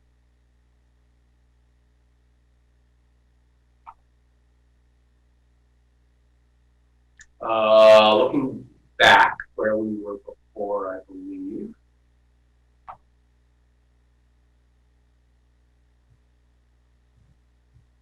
Yeah, we're still in that same area. This is the ditch. So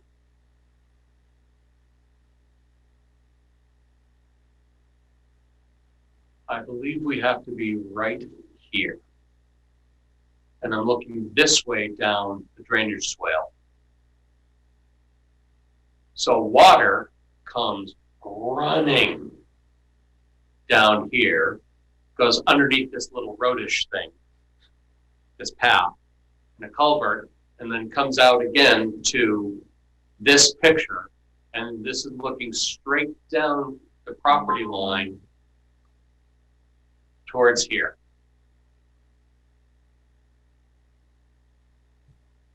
So that's headed south.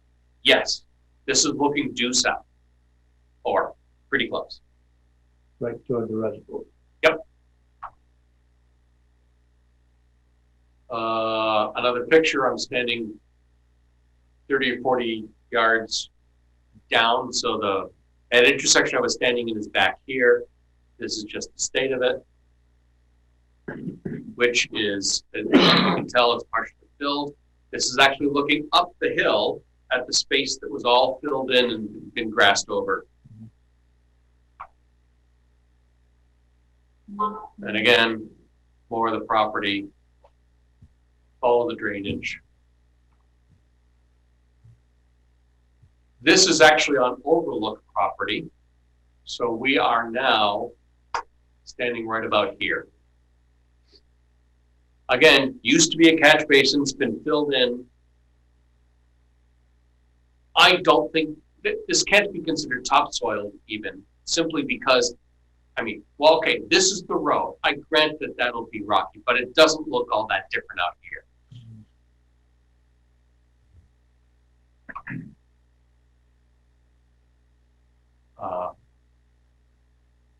So back here, you can see this little depression, which is still a depression. So I'm just a bit closer to it, and I'm still looking, again, towards Worcester's water supply. Peter, the next property to the south is City of Worcester property, right? Yes. Very next one. Okay. Yes, and in fact, that tree line is the property. It's the property line. Okay. Or there's a stone wall that I just can't see. Yeah, it's right there. Yeah. Okay. So Joe Buckley used to be tree line is right. Yeah. Joe Buckley used to work for the DPW in the town of Worcester. He worked downtown. Randy Jordan was very surprised to learn that Joe knew all about this project, because he didn't think it reached that. Randy didn't think that information spread that far, and the concern spread that far. So, standing in about the same spot, so the depressions to my left, to my right, excuse me, I wish to my right, to my left, and I'm looking pretty much at this road. Yeah. Yeah. So, as I say, this does not look topsoil to me at all. This is far too rocky.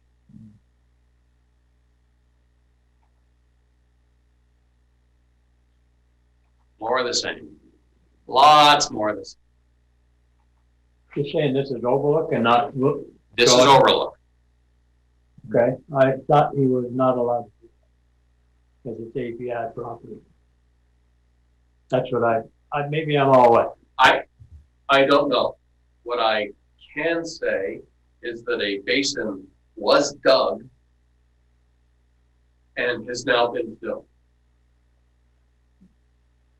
Whether it's allowed? Yeah, okay.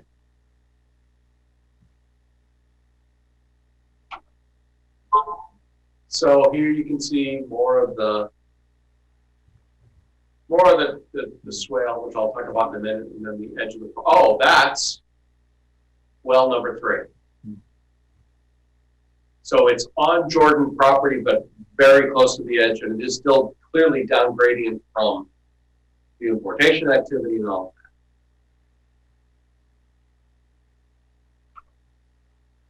Yeah, I took a couple pictures of the entire thing from the perspective towards the end of it to see that it does in fact look fairly level. Is it perfect? No, of course not. Is it going to be? No, but it's not. The reason I did that, because when you read the report, you're going to see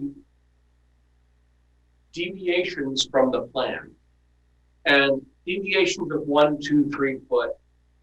For the amount of dirt they're moving and the machines they're working with, that doesn't bother. But the deviation from plan for this area is about 8 feet out. Like there's 8 feet too much dirt. And when discussing with the third-party inspector, his belief is that it's fundamentally measurement error between the device that he's using and uncertainty that what was not formally surveyed in advance was properly marked, and then just error of holding up down with respect to a mark that he made in a stone because the tree where the iron spike was starting to fall down. So he moved. It's like, it's complicated, but he's convinced that there's not 8 feet too much dirt here compared to what was planned to be put in.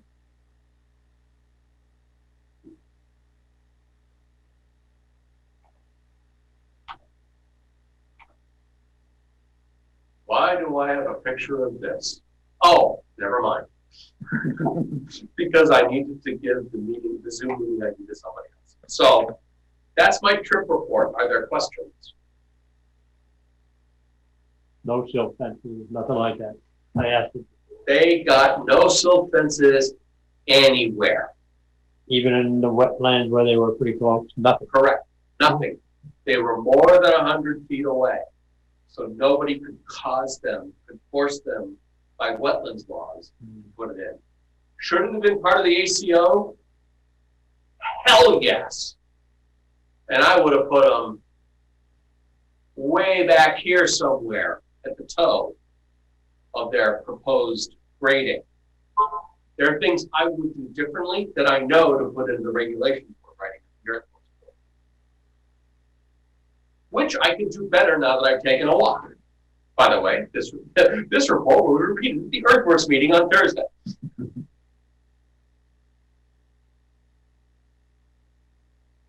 So with respect to wetland impacts, yes, do we think there have been direct impacts to the adjacent wetlands? No. Okay. Well, let me say that differently. I don't see evidence of it. Okay. I didn't see any, I didn't go right up to it, but I overlooked each of these things. You said all the work, the fill, earthwork, was at least 100 feet? Oh, yeah. From the map wetlands? Okay. That's good. Now, here's the funny thing about this here swale. So this swale comes out, follows this road, goes to here, and then takes a very sudden left-hand turn. Go that way, so that it doesn't drain towards the city of Worcester water supply. Now, I will bet in a real rain, this ain't stopping nothing. I could actually see where this swale needs to be serviced, and I mentioned that to one of the guys because some of it's filled in from the sides. It looks like water because through most of it, I could have no trouble believing significant water can flow through it, but I also have no faith that water is going to mystically make a left-hand turn. So there's going to be spillover here, but it's unlikely to be far enough away. This ought to be far in. Look, it's not that close to this, or not that close to that. I'm not sure. There is a brook, but that's way the heck down here. I don't know if it's Quincy or not, but I can't be Quincy. And the intent is to divert away from all this map stuff.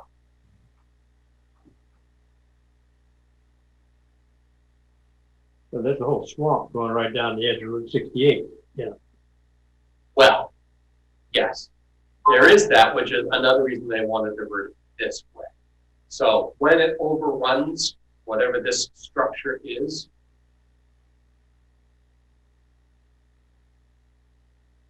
no, I saw this. This is downhill this way. I know it's not showing it, but you can see that it's downhill going this way. It's visually obvious.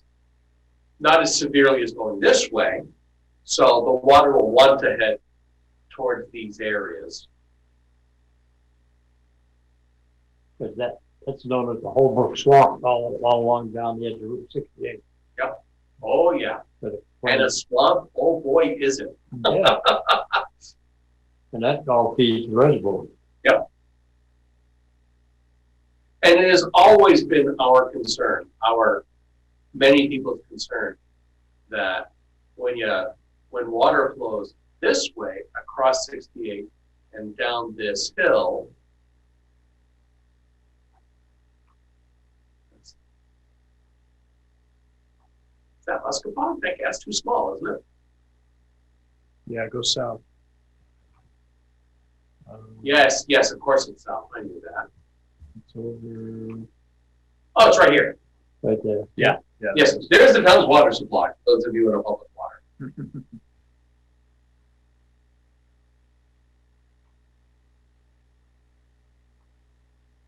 Now, one could easily argue this whole area has been farming, which means it's been fertilized and processed and stuff has, for years, been running into Muscatine. I can't argue with that. But I would also maintain that more than likely, what has been put here, in the ground over there. yeah, it's going to leach. It's going to go and get everywhere because it can't not. And the only hope is that crops will take. Corn is one of those crops that will absorb a lot of the really bad materials, which he then feeds to cows, which produce milk, but you can only go so far. So I know, there is nothing that I've said here today, because of the location of everything, is jurisdictional conservation. I get that. But for a variety of reasons I'm not going to go into now, there are reasons Concom has been involved in this in the past. At least representatives of conservation. And select board. And the select board. Yeah. So, again, are there any questions? So DEP had no issues with. They did, and he took notes. Okay. But surprising. But he didn't. The call them foreign objects in the soil. Yes. It's basically like they brought in. It was his position, the DEP guy's position, that if the landowner accepted this topsoil, it's good enough, and he believes it will grow, good enough.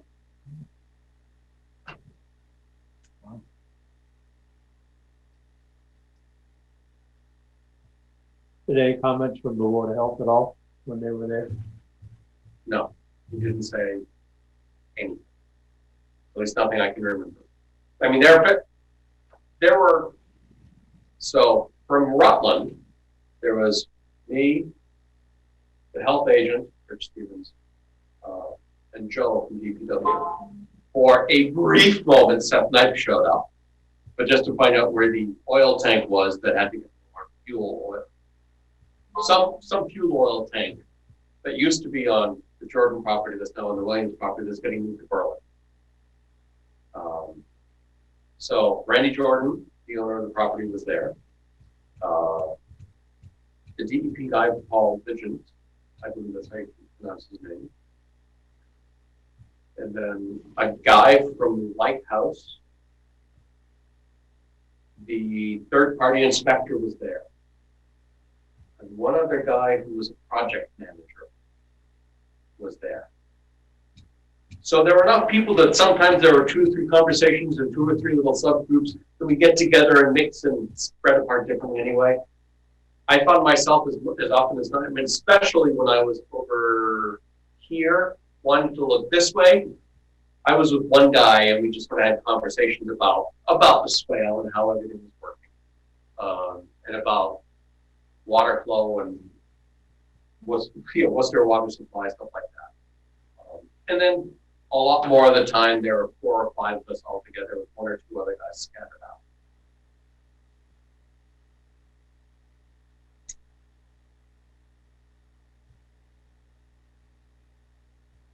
one of the things that we were concerned about was, I believe there's ledge over there, and they were concerned about the leaching along the ledge over to Mushkapog Pond, which is, as you've said, it's a water supply.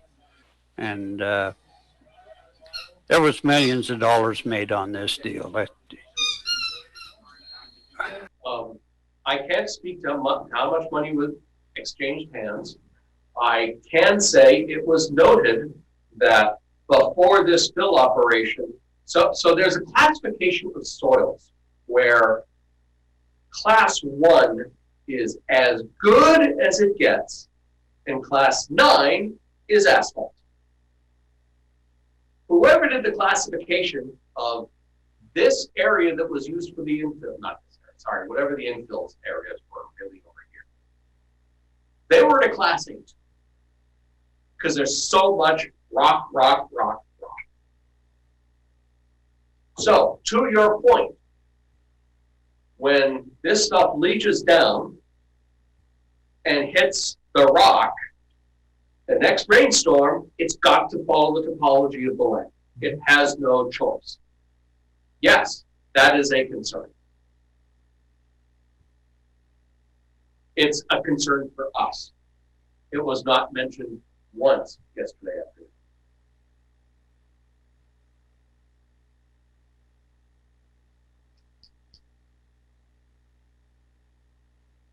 There are plenty of representations that were made about, and over time there have been representations about the quality of the soil and what the contaminants are, and was there soil mixing at another site before it was brought onto this one.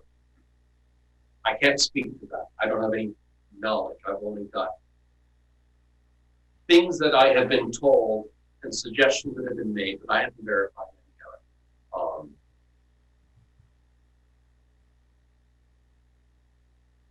This is one of those cases where you have to hope it doesn't get as bad as it can. Because if it gets bad, it's going to be very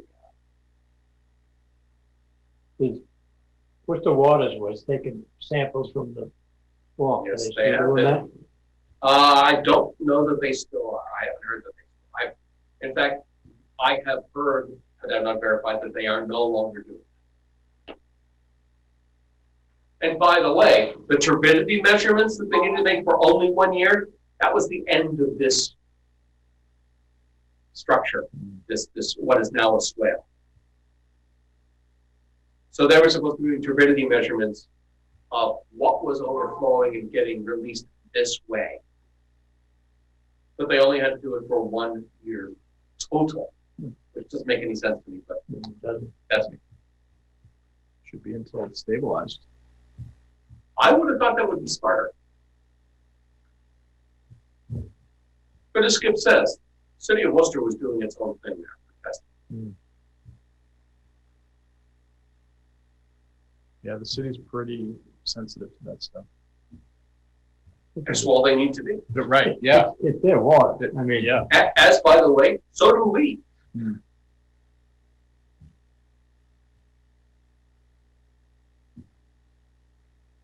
So I expect to get some more information. If anybody has any questions about it, let me know. Because I now have lines to people who can answer questions. Now that I've actually spoken to the inspector, now that the DEP guy and I have a relationship where we can talk.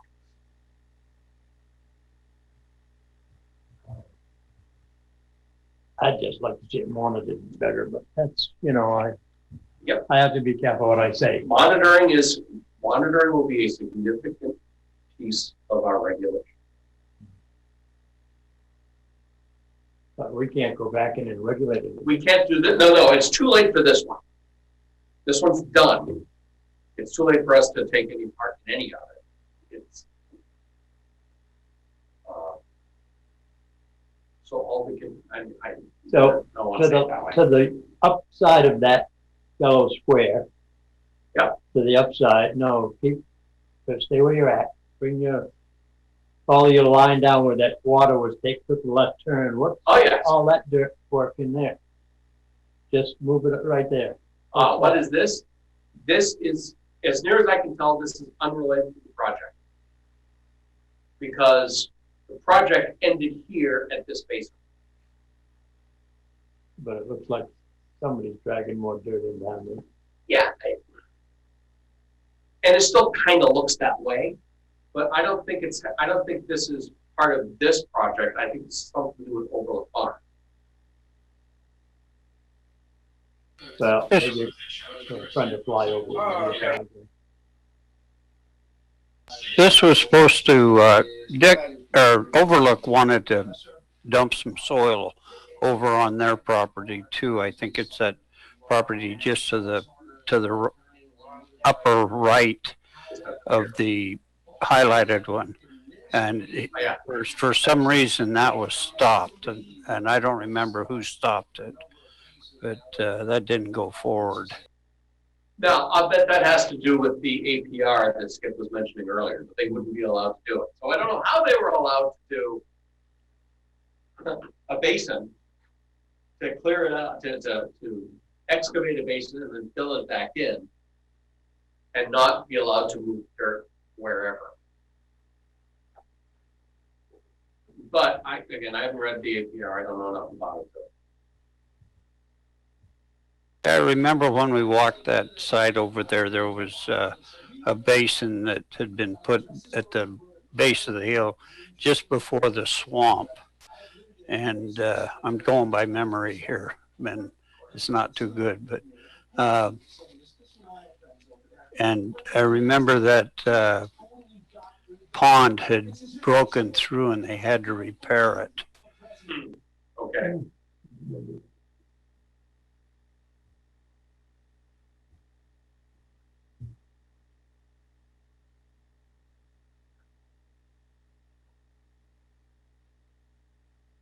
Speaking of ledge, there's a very significant piece of ledge right around here.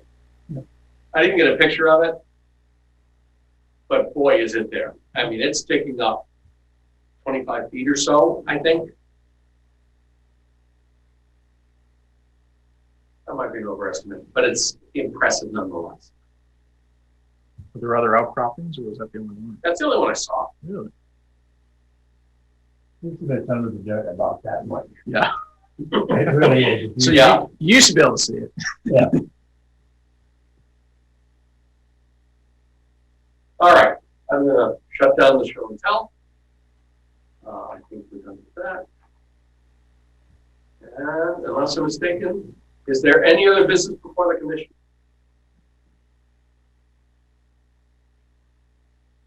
Hearing none.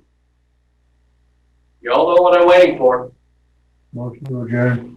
Second. Too fast. I'll let y'all fight over it. Roll call. Gentilucci. Aye. Clark. Aye. Denza. Aye. Cannon. Aye, aye. Crane, aye. Thank you all so much. We are adjourned.